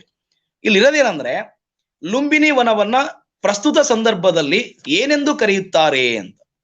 ಲುಂಬಿನಿ ವನವನ್ನ ಪ್ರಸ್ತುತ ಸಂದರ್ಭದಲ್ಲಿ ಏನೆಂದು ಕರೆಯುತ್ತಾರೆ ಅನ್ನುವಂತ ಪ್ರಶ್ನೆ ಬರುವ ಸಾಧ್ಯತೆ ಇದೆ. ಇವತ್ತು ಅದು ನೇಪಾಳದಲ್ಲಿ ಇರ್ತಕ್ಕಂತ ಲುಂಬಿನಿ ವನವನ್ನ ರುಮಂಡೈ ಅಂತ ಕರೀತಾರೆ. ಈ ರುಮಂಡೈಯಲ್ಲೇ ಅಶೋಕ ಮೊಟ್ಟ ಮೊದಲ ಬಾರಿಗೆ ಬುದ್ಧನ ಜೀವನ ಅಥವಾ ಆತನ ಹುಟ್ಟಿನ ಕುರಿತಾಗಿ ಒಂದು ಶಾಸನವನ್ನು ಕೂಡ ಆತ ಅಲ್ಲಿ ಕೆತ್ತಿಸ್ತಾನೆ. ಅದನ್ನ ರುಮಂಡೈ ಶಾಸನ ಅಂತ ನಾವು ಕರಿತೀವಿ. ಅಂದ್ರೆ ಆತ ಆ ಒಂದು ಲುಂಬಿನಿ ವನದಲ್ಲಿ ತಥಾಗತ ಗೌತಮ ಬುದ್ಧ ಹುಟ್ಟಿದ ಒಂದು ಸ್ಥಳ ಅಂತ ಹೇಳಿ ಆ ಶಾಸನದಲ್ಲಿ ಮೆನ್ಷನ್ ಮಾಡೋದನ್ನ ನಾವಿಲ್ಲಿ ಗಮನಿಸಬಹುದು. ಹಾಗಾಗಿ ಆ ಒಂದು ಪ್ರಶ್ನೆ ಮುಖ್ಯ ಆಗ್ತದೆ ನಮಗ.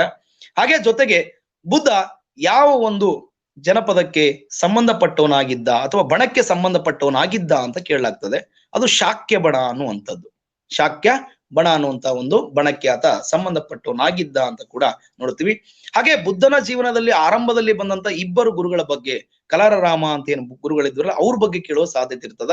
ಯಾಕಂದ್ರೆ ಅವರಿಂದ ಆತ ಯೋಗ ಮಾಡುವುದು ಹೇಗೆ, ದೇವನ ದಂಡಿಸುವುದು ಹೇಗೆ ಅನ್ನುವುದನ್ನ ಕಲ್ತಿದ್ದ ಅವ್ರ ಬಗ್ಗೆ.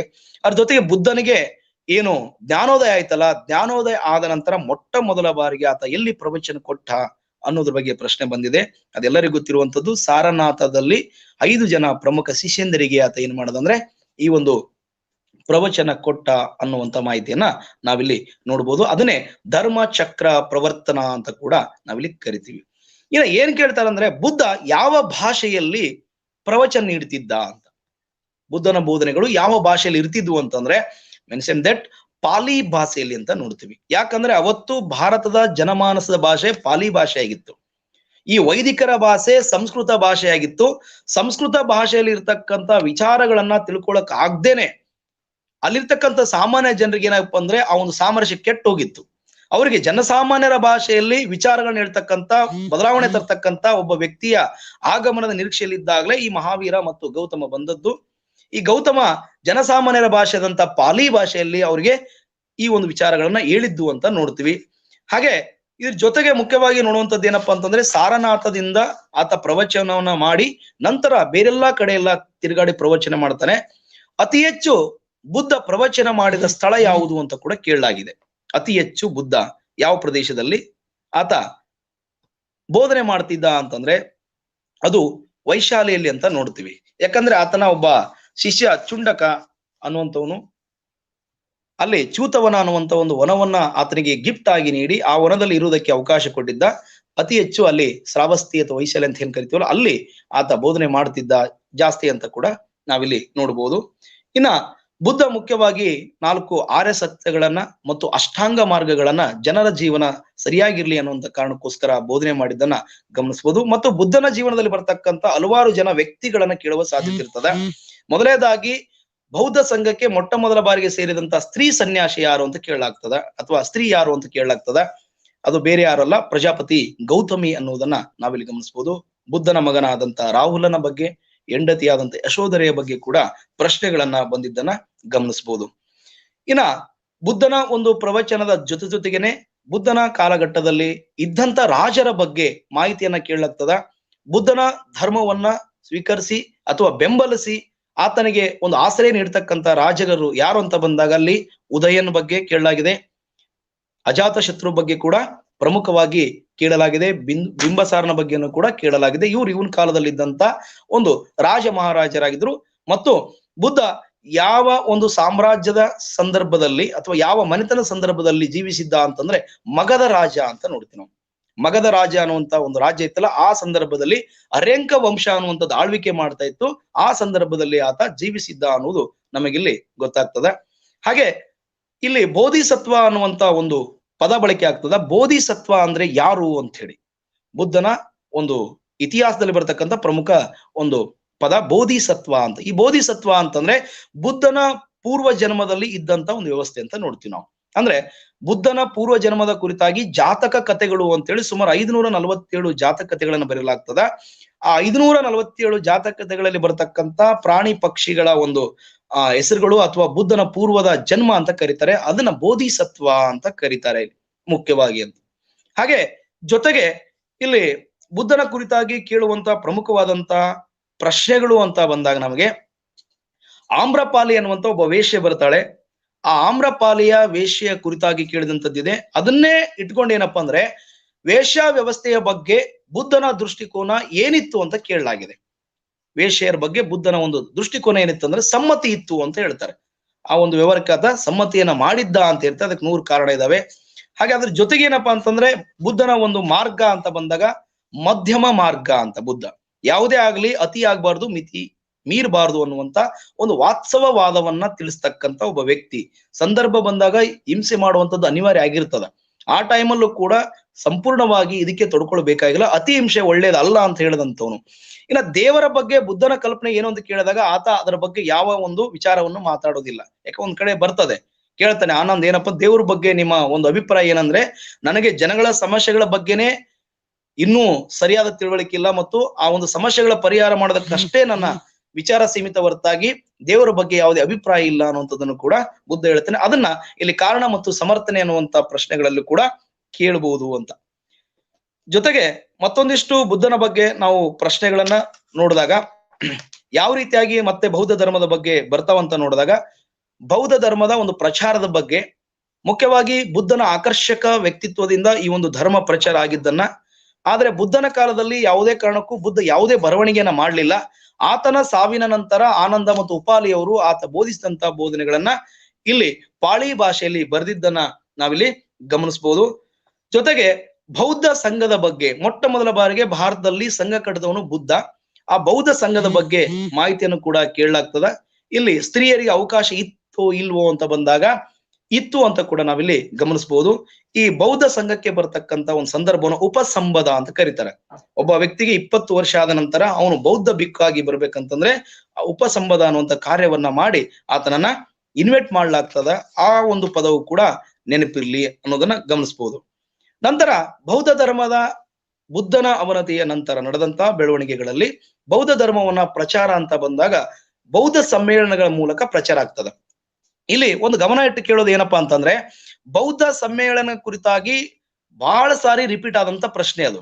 ಏನ್ ಮಾಡ್ತಾರ ಅಂತಂದ್ರೆ, ಪ್ರಮುಖವಾಗಿ ನಡೆದಂತ 4 ಬೌದ್ಧ ಸಮ್ಮೇಳನಗಳ ಡೇಟು ಮತ್ತು ಸ್ಥಳಗಳನ್ನ ಕೊಡುವ ಒಂದು ಚಾನ್ಸಸ್ ಇರ್ತದ, ಅಥವಾ 4 ಸಮ್ಮೇಳನದ ಅಧ್ಯಕ್ಷರು ಅಥವಾ ಸ್ಥಳಗಳನ್ನ ಕೊಡುವಂತ ಚಾನ್ಸಸ್ ಇರ್ತದ. ಇಲ್ಲಿ ಹೊಂದಿಸಿ ಬರೀರಿ ಅಂತ ಕೇಳುವ ಚಾನ್ಸಸ್ ಇರ್ಬೋದು, ಹಾಗೆ ಸರಿಯಾದನ್ನ ಆಯ್ಕೆ ಮಾಡಿ ಅಂತ ಕೇಳ್ಬೋದು, ತಪ್ಪಾದನ್ನ ತೆಗೆದುಹಾಕಿ ಅಂತ ಕೂಡ ಕೇಳ್ಬೋದು. ಒಟ್ಟಲ್ಲಿ ಏನಪ್ಪಾ ಅಂದ್ರೆ 4 ಸಮ್ಮೇಳನಗಳ ಬಗ್ಗೆ ಒಂದು ಸಣ್ಣ ಮಾಹಿತಿ ಇರಬೇಕು. ಕ್ರಿಸ್ತಪೂರ್ವ 483ರಲ್ಲಿ ಬುದ್ಧನ ಒಂದು ಪರಿನಿಬ್ಬಾಣದ ನಂತರ ಆ ಮೊಟ್ಟ ಮೊದಲ ಬಾರಿಗೆ ಈ ಒಂದು ಸಮ್ಮೇಳನ ಆರಂಭ ಆಗ್ತದ. ಅದು ಮುಖ್ಯವಾಗಿ ರಾಜಗೃಹದಲ್ಲಿ ಅಂತ ನೋಡ್ತೀವಿ. ಮೊದಲನೇ ಸಮ್ಮೇಳನ ರಾಜಗೃಹದಲ್ಲಿ. ಹಾಗೆ ಎರಡನೇ ಸಮ್ಮೇಳನ ಪ್ರಮುಖವಾಗಿ ನಾವು ನೋಡ್ತಕ್ಕಂಥದ್ದು ಇಲ್ಲಿ ವೈಶಾಲಿಯಲ್ಲಿ ನೋಡ್ತೀವಿ, ಪಾಟಲಿಪುತ್ರದಲ್ಲಿ, ಕೊನೆಯದಾಗಿ ನಾವು ಕನಿಷ್ಕನ ಕಾಲದ ಸಂದರ್ಭದಲ್ಲಿ ಕುಂಡಲಿವನದಲ್ಲಿ ನೋಡ್ತೀವಿ. ಹಾಗಾಗಿ 4 ಸಮ್ಮೇಳನಗಳ ಬಗ್ಗೆ ನಮಗೆ ಒಂದು ಸರಿಯಾದಂತ ಐಡಿಯಾ ಕೂಡ ಇರ್ಬೇಕು. ಯಾಕಂದ್ರೆ ತುಂಬಾ ಸಂದರ್ಭದಲ್ಲಿ ಕನ್ಫ್ಯೂಸ್ ಆಗ್ತದೆ ಡೇಟ್ಗಳು. 483, 383, 252, 102 ಈ ಡೇಟ್ ಕನ್ಫ್ಯೂಸ್ ಆಗುವ ಸಾಧ್ಯತೆ ಇರ್ತದ. ಮತ್ತು ಅಧ್ಯಕ್ಷರುಗಳು ಕೂಡ, ಮತ್ತು ಅಲ್ಲಿ ಏನೇನ್ ನಡೀತು, ಮುಖ್ಯವಾಗಿ ಈ ಬೌದ್ಧ ಧರ್ಮ 2 ಪಂಥಗಳಾಗಿ ವಿಭಾಗ ಆಗಿದ್ದು ಯಾವ ಸಂದರ್ಭದಲ್ಲಿ ಅಂತ ಕೂಡ ಕೇಳಿದಂತದ್ದಿದೆ. ಅದು 4ನೆಯ ಬೌದ್ಧ ಸಮ್ಮೇಳನದಲ್ಲಿ ಅಂತ ಕೂಡ ನಾವು ಗಮನಿಸ್ಬೇಕಿಲ್ಲಿ. ಇಲ್ಲಿ ಇನಾಯಾನ ಮತ್ತು ಮಹಾಯಾನ ಅನ್ನುವಂತ 2 ಪಂಥಗಳಾಗ್ತವೆ. ಹಾಗೆ ಮುಖ್ಯವಾಗಿ ಮೊದಲ ಸಮ್ಮೇಳನದಲ್ಲೂ ಕೂಡ 2 ಭಾಗಗಳಾಗ್ತವೆ. ಪಂಥ ಅಲ್ಲ, 2 ವಿಚಾರಗಳಾಗಿ ಭಾಗ ಆಗ್ತವೆ. ಅಂದ್ರೆ ಅಲ್ಲಿ ಕೆಲವಿಷ್ಟು ಗೊಂದಲಗಳು ನಡೀತಾವ. ಸ್ಥವಿರವಾದಿಗಳು, ಮಹಾಸಾಂಘಿಕರು ಅಂತ ಮೊದಲನೇ ಸಮ್ಮೇಳನದಲ್ಲಿ ಭಾಗ ಆಗ್ತಾವ. ಇಲ್ಲಿ ಸ್ಥವಿರವಾದಿಗಳು ಅಂತಂದ್ರೆ ಬುದ್ಧನ ವಿಚಾರಗಳನ್ನ ಮೂಲವಾಗಿ ನಂಬುವಂತವ್ರೆ. ಮಹಾಸಾಂಘಿಕರಂತಂದ್ರೆ ಕೆಲವಿಷ್ಟು ತಿದ್ದುಪಡಿಗಳನ್ನ ಮಾಡ್ಕೋತಾರೆ. ಏನಂತಂದ್ರೆ ಬೌದ್ಧ ಸನ್ಯಾಸಿಗಳು ಉಪ್ಪು ತಿನ್ನಬಾರ್ದಂತ ಇರ್ತದ, ಆಮೇಲೆ ಏನಪ್ಪಾ ದಾನ ಸ್ವೀಕಾರ ಮಾಡಬಾರ್ದಂತ ಇರ್ತದ, ಆಮೇಲೆ ಅಂತಂದ್ರೆ ಊಟವನ್ನು ಕೂಡ ಸರಿಯಾದ ಹೊತ್ತಿನಲ್ಲಿ ಮಾಡ್ಬೇಕನ್ನುವಂತ ಕ್ರಮ ಇರ್ತದ. ಅದನ್ನೆಲ್ಲವನ್ನು ಅವರು ತಿದ್ದುಪಡಿ ಮಾಡ್ಕೊಂಡು ಉಪ್ಪನ್ನ ಸ್ವೀಕರಿಸುವ, ದಾನವನ್ನ ಸ್ವೀಕರಿಸುವ ಮತ್ತು ಸಾಯಂಕಾಲ ಊಟ ಮಾಡುವ ಪದ್ಧತಿಯನ್ನ ಅಲ್ಲಿ ಮಹಾಸಾಂಘಿಕರು ಏನ್ ಮಾಡಿದ್ರು, ಅದನ್ನ ತಮ್ಗೆ 10 ನಿಯಮಗಳಂತ ಬದಲಾವಣೆ ಮಾಡ್ಕೊಂಡಿದ್ರು. ಅಲ್ಲಿ 2 ಇಬ್ಬಾಗ ಆಗಿತ್ತು. ಅವೆರಡು ಇಬ್ಬಾಗ ಆಗಿದ್ದನ್ನೇ 3ನೇ ಸಮ್ಮೇಳನದಲ್ಲಿ ಅಶೋಕನ ಕಾಲದಲ್ಲಿ ಸರಿ ಮಾಡುವಂತ ಪ್ರಯತ್ನ ಮಾಡ್ಲಾಗ್ತದ. ಕೊನೆಗೆ 4ನೇ ಸಮ್ಮೇಳನದಲ್ಲಿ ಸಂಪೂರ್ಣವಾಗಿ ನಾವು ಒಂದಾಗಿರಕ್ ಸಾಧ್ಯನೇ ಇಲ್ಲ ಅನ್ನುವಂಥ ಸ್ಥಿತಿ ಬಂದಾಗ ಇನಾಯಾನ ಮತ್ತು ಮಹಾಯಾನ ಅನ್ನುವಂಥ 2 ಪಂಥಗಳಾಗ್ತವ. ಇನಾಯಾನ ಬುದ್ಧನ ಕಣ್ಣನ್ನ, ಬುದ್ಧನ ಪಾದನ ಮತ್ತು ಬುದ್ಧನ ಛತ್ರಿಯನ್ನ ಪೂಜೆ ಮಾಡತಕ್ಕಂಥ ಒಂದು ಸಂಪ್ರದಾಯವಾದಿ ಪಂಥ. ಅಂದ್ರೆ ಅದು ಮುಖ್ಯವಾಗಿ ಪಾಲಿ ಭಾಷೆಯನ್ನ ಆಡ್ತಾನೆ, ಬುದ್ಧನ ಭೌತಿಕ ವಿಚಾರಗಳನ್ನ ಒಪ್ಕೊಂಡಿರುವಂತದ್ದು. ಮಹಾಯಾನ ಪಂಥ ಅನ್ನುವಂಥದ್ದು ಸಂಪೂರ್ಣವಾಗಿ ಬುದ್ಧನನ್ನ ದೈವೀಕರಿಸಿ ಸಂಸ್ಕೃತ ಭಾಷೆಯಲ್ಲಿ ಶ್ಲೋಕಗಳನ್ನ, ಗ್ರಂಥಗಳನ್ನ ರಚಿಸಿ ಸಂಪೂರ್ಣವಾಗಿ ಬುದ್ಧನನ್ನ ದೇವರನ್ನಾಗಿ ಪೂಜಿಸುವಂತ ಪಂಥ. ಅದು ಕ್ರಿಸ್ತ ಶಕ 2ನೇ ಶತಮಾನದ ಸಂದರ್ಭದಲ್ಲಿ ಹುಟ್ಕೊಂತು ಅಂತ ಕೂಡ ನಾವಿಲ್ಲಿ ಗಮನಿಸಬಹುದು. ಹಾಗೆ ಇಲ್ಲಿ ಬುದ್ಧನ ಬಗ್ಗೆ ಮುಖ್ಯವಾಗಿ ನೋಡುವಂತ ಪ್ರಮುಖವಾದಂಥದ್ದು ಅಂತಂದ್ರೆ ಸಾಹಿತ್ಯ ಹೇಗಿತ್ತು, ಬೌದ್ಧ ಸಾಹಿತ್ಯ ಅಂತ ಕೂಡ ಗಮನಿಸ್ಬೇಕಾಗ್ತದ. ಬೌದ್ಧ ಸಾಹಿತ್ಯದಲ್ಲಿ ಮುಖ್ಯವಾಗಿ ತ್ರಿಪೀಠಕಗಳನ್ನ ನೋಡ್ತೀವಿ. ಮುಖ್ಯವಾಗಿ ಆ 3 ಪೀಠಕಗಳಲ್ಲಿ ಮುಖ್ಯವಾಗಿ ಬೌದ್ಧ ಧರ್ಮದ ಮತ್ತು ಬೌದ್ಧ ಭಿಕ್ಕುಗಳಿಗೆ ಯಾವ ರೀತಿಯಾದಂತ ನಿಯಮಗಳನ್ನ ರೂಪಿಸಲಾಗಿದೆ ಅವರ ಬದುಕಿಗೆ. 2ನೇದ್ದು ಬುದ್ಧನ ಬೋಧನೆಗಳು. 3ನೇದು ಏನಪ್ಪಾ ಅಂದ್ರೆ ಬೌದ್ಧ ಧರ್ಮದ ತತ್ವಗಳು ಹೇಗೆ ರೂಪಿಸಿದ್ದಾರೆ ಅನ್ನೋದನ್ನ ಆ ಒಂದು ಪೀಠಗಳಲ್ಲಿ ನೋಡ್ತೀವಿ. ಹಾಗೇನಪ್ಪ ಅಂತಾರೆ ತೇರಗಾಥ ಅನ್ನುವಂಥವು ಬರ್ತವೆ. ಈ ತೇರಗಾಥ ಅನ್ನುವಂಥವು ಸುಮಾರು 249 ಜನ ಕವಿಗಳು ಸೇರಿ ಬರೆದಂಥದ್ದು. ಇದರಲ್ಲಿ ಬಹುಪಾಲು ಜನ ಬ್ರಾಹ್ಮಣ ಕವಿಗಳು, 159ಕ್ಕೂ ಹೆಚ್ಚು ಬ್ರಾಹ್ಮಣ ಕವಿಗಳು ಈ ತೇರಗಾಥಗಳನ್ನ, ಬುದ್ಧನ ಕಥೆಗಳನ್ನ ಬರೆದಿದ್ದನ್ನ ಗಮನಿಸ್ತೀವಿ. ಹಾಗೆ ಮುಖ್ಯವಾಗಿ ಸಿಲೋನಿನ ಗ್ರಂಥಗಳಾದಂತ ಮಹಾಯಾನ ಮತ್ತು ಇಲ್ಲಿ ದೀಪವಂಶ ಮತ್ತು ಮಹಾವಂಶ ಅನ್ನುವಂತ ಕೃತಿಗಳು ಕೂಡ ಪ್ರಮುಖವಾಗ್ತವೆ. ಯಾಕಂದ್ರೆ ಅಧಿಕೃತವಾಗಿ ಬುದ್ಧನ ಜೀವನವನ್ನ ಹೇಳ್ತಕ್ಕಂಥ ಕೃತಿಗಳು ಅಂತ. ಇವು ಮತ್ತೆ ಮತ್ತೆ ರಿಪೀಟ್ ಆದಂತ ಒಂದು ಕೃತಿಗಳು.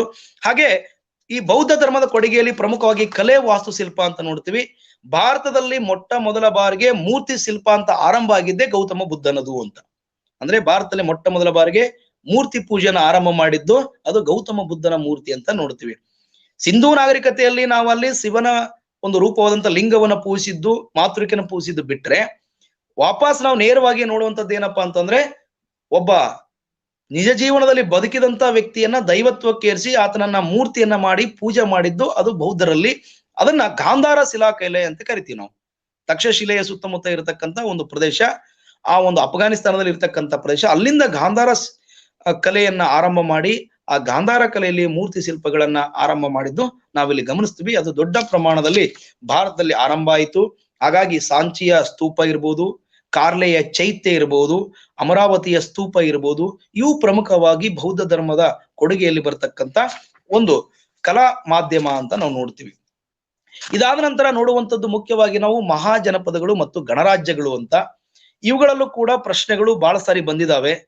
ಮುಖ್ಯವಾಗಿ 16 ಮಹಾಜನಪದಗಳು ಇರುವುದನ್ನ ನೋಡ್ತೀವಿ.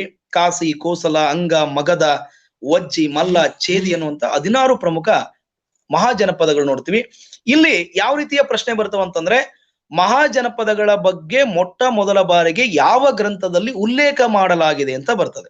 ಮಹಾಜನಪದಗಳ ಬಗ್ಗೆ ಮೊಟ್ಟ ಮೊದಲ ಬಾರಿಗೆ ಅದು ಯಾವ್ದಪ್ಪ ಅಂತಂದ್ರೆ ಬೌದ್ಧ ಧರ್ಮಕ್ಕೆ ಸಂಬಂಧಪಟ್ಟಂತ ಅಂಗುತ್ತರ ನಿಕಾಯ ಅನ್ನುವಂತ ಕೃತಿಯಲ್ಲಿ ಮೊಟ್ಟ ಮೊದಲ ಬಾರಿಗೆ ಉಲ್ಲೇಖವನ್ನ ಮಾಡಲಾಗಿದೆ ಅಂತ ನೋಡ್ತೀವಿ. ಇನ್ನು ಮಹಾಜನಪದಗಳ ಒಂದು ಸ್ಟ್ರಕ್ಚರ್ ಬಗ್ಗೆ ಕೇಳುವಂತ ಸಾಧ್ಯತೆ ಇರ್ತದ. ಇವು ಏನಪ್ಪಾ ಅಂತಂದ್ರೆ ಪ್ರಜಾಪ್ರಭುತ್ವದ ಮಾದರಿಯಲ್ಲಿ ಇರ್ತಕ್ಕಂಥ ರಾಜಪ್ರಭುತ್ವಗಳು ಅಂತ. ಅಂದ್ರೆ ಇಲ್ಲಿ ಒಬ್ಬ ರಾಜ ಇರ್ತಿದ್ದ, ಆದ್ರೆ ಆ ರಾಜನನ್ನ ಎಲ್ಲಾ ಜನಪ್ರತಿನಿಧಿಗಳು ಸೇರ್ಕೊಂಡು ಆಯ್ಕೆ ಮಾಡ್ತಿದ್ರು.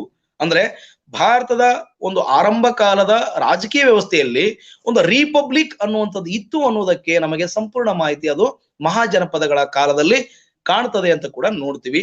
ಸುಮಾರು ಸಾರಿ ಕೇಳಿದರೆ ಎಷ್ಟು ಮಹಾಜನಪದಗಳಿದ್ವು ಅಂತ ಹೇಳಿ, ಅದು 16 ಮಹಾಜನಪದಗಳು ಇದ್ವು ಅಂತ ಕೂಡ ನಾವಿಲ್ಲಿ ಗಮನಿಸಬಹುದು. ಅದ್ರ ಜೊತೆಗೆ ಏನಪ್ಪಾ ಅಂತಂದ್ರೆ ಸಪರೇಟ್ ಆಗಿ ಕಾಸಿಯ ಬಗ್ಗೆ, ಕೋಸಲದ ಬಗ್ಗೆ ಕೇಳಲಾಗಿದೆ ಪ್ರಶ್ನೆಗಳು. ಕಾಸಿಯ ಬಗ್ಗೆ ಏನ್ ಕೇಳಲಾಗಿದೆ ಅಂತಂದ್ರೆ, ವಾರಣಾಸಿ ಎಂಬುದು ಯಾವ ಕೆಳಕಂಡ ರಾಜ್ಯದ ಒಂದು ರಾಜಧಾನಿಯಾಗಿತ್ತು ಅಂತ ಕೇಳಲಾಗಿದೆ. ಅಂದ್ರೆ ಕಾಸಿಯ ರಾಜಧಾನಿ ವಾರಣಾಸಿ ಆಗಿತ್ತು. ಹಾಗೆ ಏನಪ್ಪಾ ಅಂತಂದ್ರೆ ಕೋಸಲದ ರಾಜ ಯಾರಾಗಿದ್ರು ಅಂತ, ಈತ ಬುದ್ಧನ ಸಮಕಾಲೀನ ರಾಜನು ಕೂಡ ಆಗಿದ್ದ. ಮತ್ತೆ ನಾನಾಗಿ ಹೇಳುವಾಗ ಕೋಸಲದ ರಾಜ ಪ್ರಸನ್ನಜೀತ ಅನ್ನುವಂಥವನು, ಇವನು ಅತ್ಯಂತ ಪ್ರಖ್ಯಾತವಾದಂತ ರಾಜ ಅವತ್ತು ಆಗಿದ್ದ ಅಂತ ನೋಡ್ತೀವಿ. ಇನ್ನ ಇದೇ ಮಹಾಜನಪದದಿಂದ ಉಟ್ಕೊಂಡಂತ ಒಂದು ರಾಜ್ಯ ಅಂತಂದ್ರೆ ಮಗಧ ಅಂತ ನೋಡ್ತೀವಿ. ಪಾಟಲಿಪುತ್ರವನ್ನ ತನ್ನ ರಾಜಧಾನಿಯಾಗಿ ಮಾಡ್ಕೊಂಡು ಇರ್ತಕ್ಕಂಥದ್ದು. ಆರಂಭದಲ್ಲಿ ರಾಜಗೃಹ ಇತ್ತು, ಅದನ್ನ ಅಜಾತ ಶತ್ರು ನಿರ್ಮಾಣ ಮಾಡದ ಅಂತ ನೋಡ್ತೀವಿ.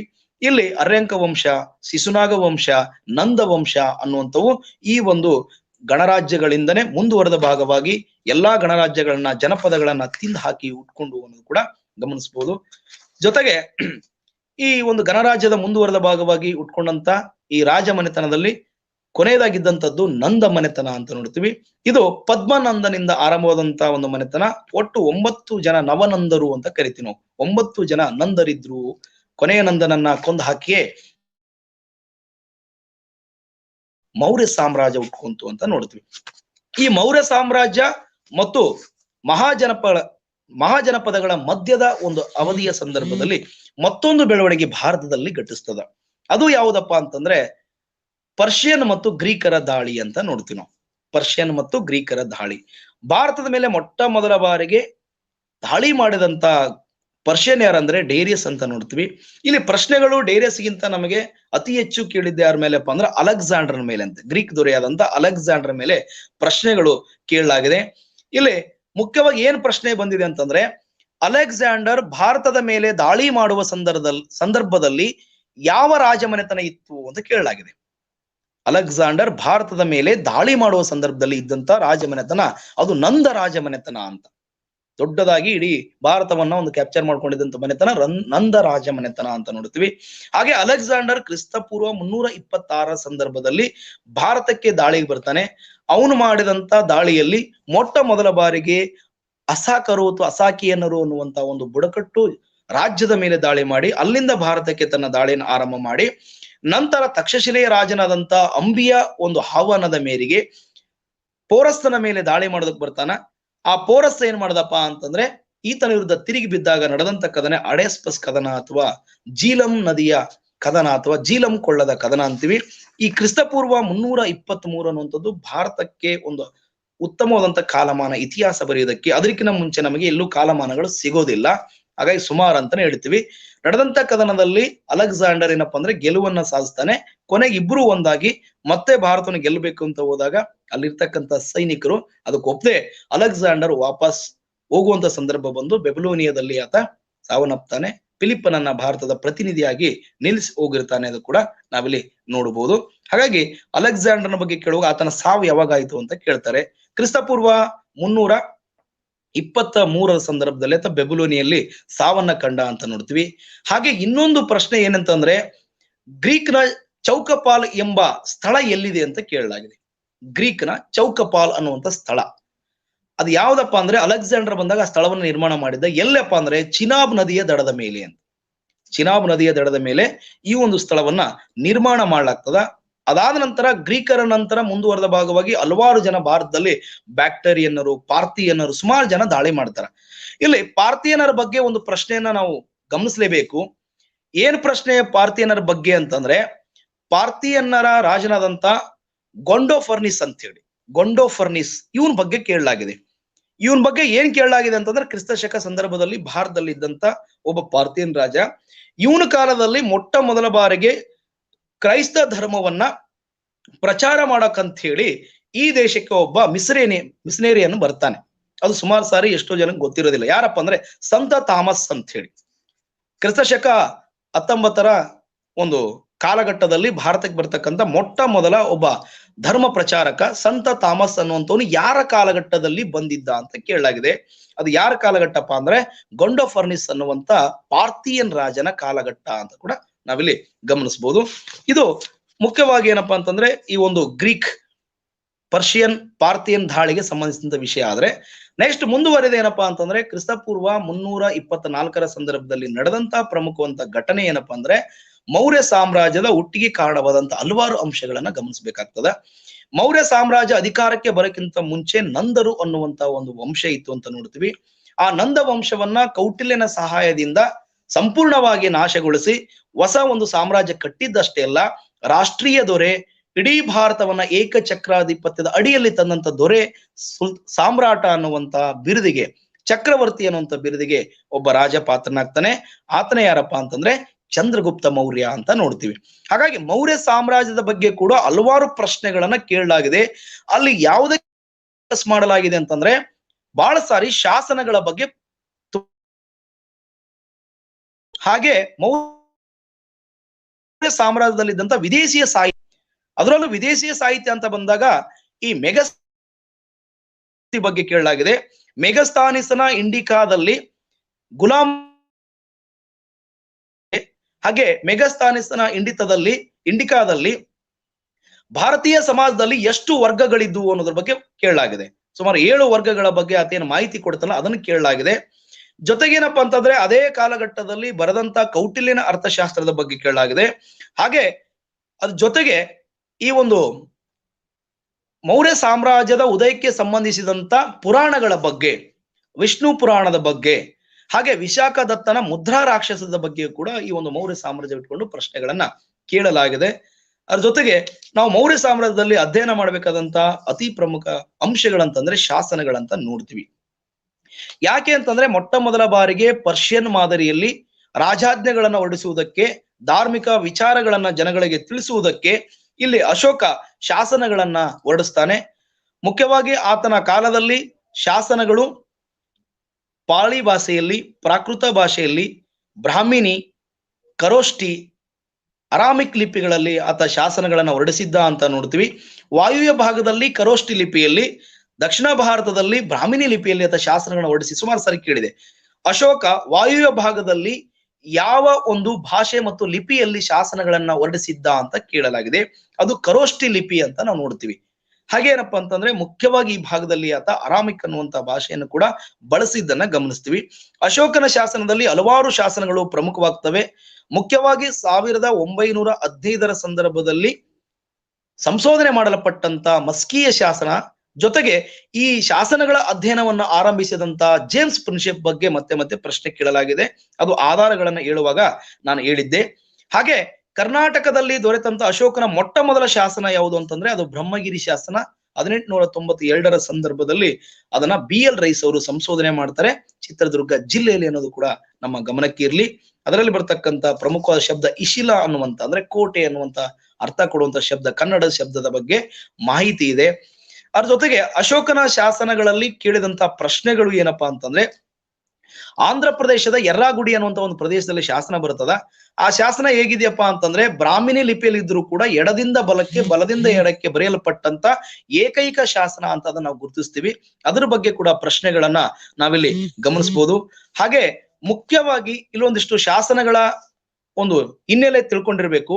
ಪ್ರಮುಖವಾಗಿ ಅಶೋಕನ 14 ಬಂಡೆಗಲ್ಲು ಶಾಸನಗಳಲ್ಲಿ ಏನೇನು ಮಾಹಿತಿ ಇದೆ ಅಂತ ನೋಡಿದಾಗ, ಇಲ್ಲಿ ಮೊದಲನೇ ಒಂದು ಶಾಸನದಲ್ಲಿ ಪ್ರಾಣಿಗಳ ಹತ್ಯೆಯನ್ನ ಖಂಡಿಸಿ ಬರೆಸ್ತಾನೆ, ಅಂದ್ರೆ ಹತ್ಯೆಯನ್ನ ನಿಷೇಧ ಮಾಡ್ತಾನೆ.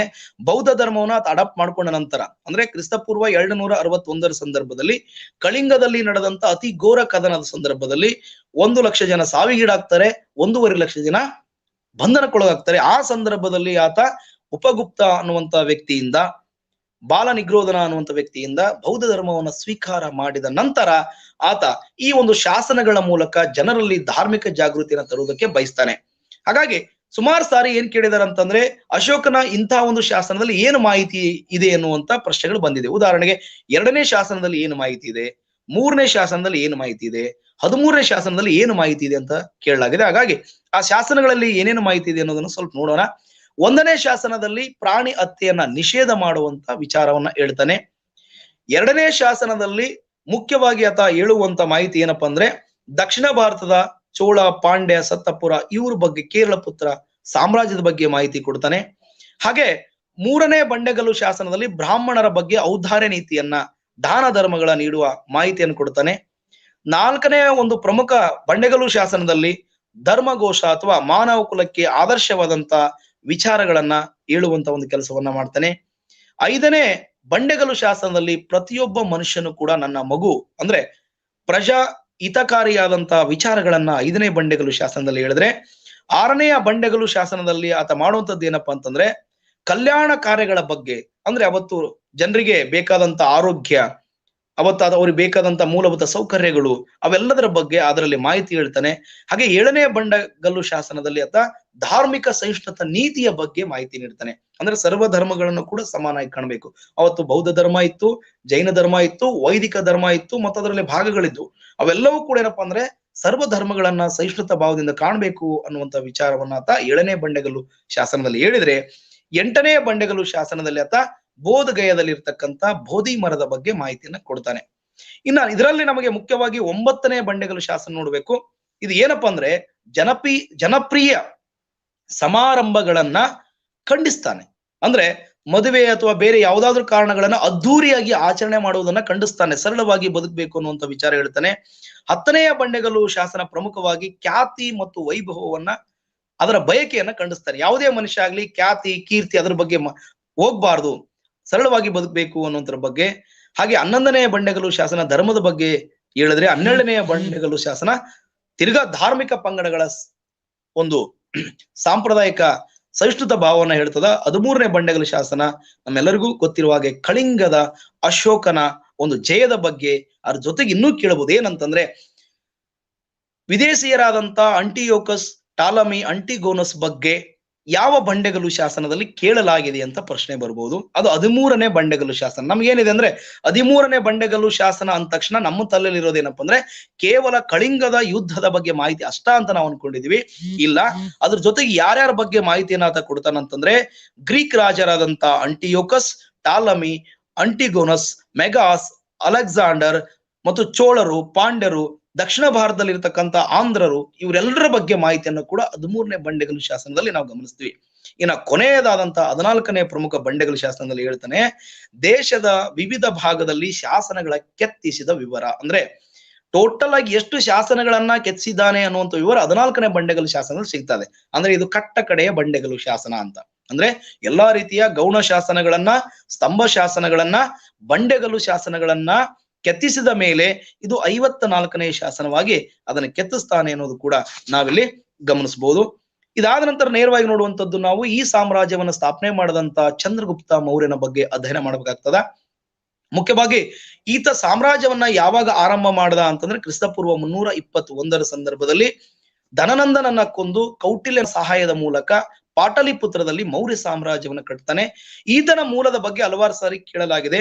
ಹಿಂದೂ ಮೂಲದ ಪ್ರಕಾರ ಈತ ಒಬ್ಬ ಮುರ ಅನ್ನುವಂತ ಶೂದ್ರ ಕನ್ಯೆಗೆ ಜನಿಸಿದಂತ ಮಗ, ಅಥವಾ ಧನನಂದನ ಉಪಪತ್ನಿಯಾದಂತ ಮುರಾಳಿಗೆ ಜನಿಸಿದ ಮಗ.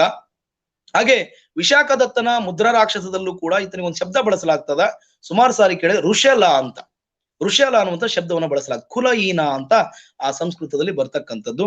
ಆದ್ರೆ ಜೈನ ಸಾಹಿತ್ಯದ ಪ್ರಕಾರ ಈತ ಮಯೂರ ಸಾಕುವ ವಂಶದ ನಾಯಕನ ಮಗ ಅಂತ ಹೇಳಲಾಗ್ತದ. ಯಾಕಂದ್ರೆ ಈ ಮೌರ್ಯ ಸಾಮ್ರಾಜ್ಯದ ಲಾಂಛನವು ಕೂಡ ಆರಂಭದಲ್ಲಿ ಮಯೂರ ಆಗಿತ್ತು. ಅಶೋಕ ಬೌದ್ಧ ಧರ್ಮವನ್ನ ಸ್ವೀಕಾರ ಮಾಡಿದ ನಂತರ ಧರ್ಮಚಕ್ರವನ್ನ ರಾಜಲಾಂಛನ ಮಾಡ್ಕೊಂಡ. ಹಾಗಾಗಿ ಆರಂಭದಲ್ಲಿ ಇದ್ದಂತ ಮಯೂರವನ್ನು ಗಮನಿಸಿದ್ರೆ ಮೋಸ್ಟ್ಲಿ ಈತ ಮಯೂರ ಸಾಕುವಂತ ಒಂದು ನಾಯಕರ ಮಗನಾಗಿದ್ದ ಅಂತ ಕೂಡ ಗಮನಿಸಬಹುದು. ಬೌದ್ಧ ಸಾಹಿತ್ಯ ಕ್ಲಿಯರ್ ಆಗಿ ಹೇಳ್ತದೆ, ಪಿಪ್ಪಲಿ ವನದ ಮೋರಿಯರು ಅಂತ ಬರ್ತಾರೆ ಕ್ಷತ್ರಿಯರವರು. ಆ ಮೋರಿಯ ಕ್ಷತ್ರಿಯ ವಂಶದ ರಾಜನ ಹೆಂಡತಿ ಮುರ, ಅನಿವಾರ್ಯ ಒಂದು ಯುದ್ಧದಲ್ಲಿ ರಾಜ ಸತ್ತ ನಂತರ ಗರ್ಭವತಿಯಾದಂತ ಮುರ ಅಲ್ಲಿಂದ ಪಾಟಲಿಪುತ್ರಕ್ಕೆ ಬಂದು ಇಲ್ಲ ಈತನನ್ನು ಎತ್ಲು ಅನ್ನುವಂತ ಮಾಹಿತಿ ಕೂಡ ಬರ್ತದೆ. ಇತ್ತೀಚಿನ ಎಲ್ಲಾ ರೀತಿಯ ಒಂದು ಪ್ರಸ್ತುತವಾದ ಇವರು ಕ್ಷತ್ರಿಯರಾಗಿದ್ರು ಅನ್ನೋದಕ್ಕೆ ಒಂದು ಬೆಂಬಲ ಸಿಕ್ಕಿದ್ದನ್ನು ಕೂಡ ನೋಡ್ಬೋದು. ಏನೇ ಇರಲಿ, ಇಡೀ ಭಾರತವನ್ನ ಏಕೀಕರಣಗೊಳಿಸಿದಂತ ಕೀರ್ತಿ ಅದು ಯಾರಿಗೆ ಸಲ್ತದೆ? ಚಂದ್ರಗುಪ್ತನಿಗೆ ಸಲ್ತದ. ಏನಪ್ಪಾ ಅಂತಂದ್ರೆ ಈತ ಗ್ರೀಕರೊಂದಿಗೆ ಮಾಡಿದಂತ ಕದನದ ಬಗ್ಗೆ ಕೇಳಲಾಗ್ತದ.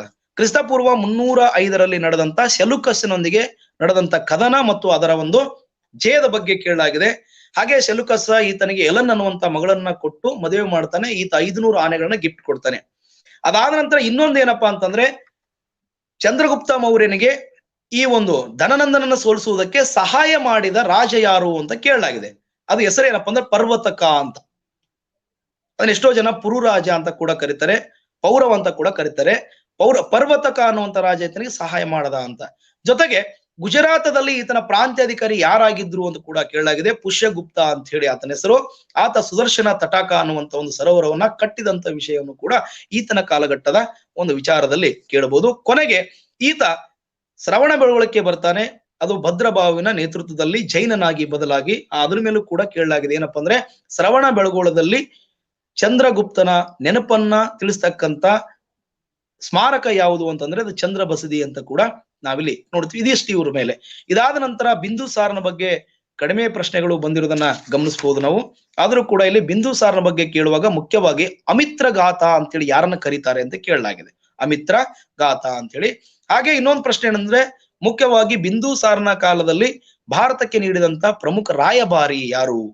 ಡೈಮಾಕಸ್ ಅನ್ನುವಂಥವನು ರಾಯಭಾರಿ. ಅವನು ಈ ಒಂದು ಬಿಂದುಸಾರನ ಕಾಲದಲ್ಲಿ ಇದ್ದ. ಈತನಿಗೆ 16 ಜನ ಹೆಂಡತಿಯರು, 101 ಜನ ಮಕ್ಕಳಿದ್ರು ಅಂತ ಕೂಡ ಇಲ್ಲಿ ಗಮನಿಸಬಹುದು.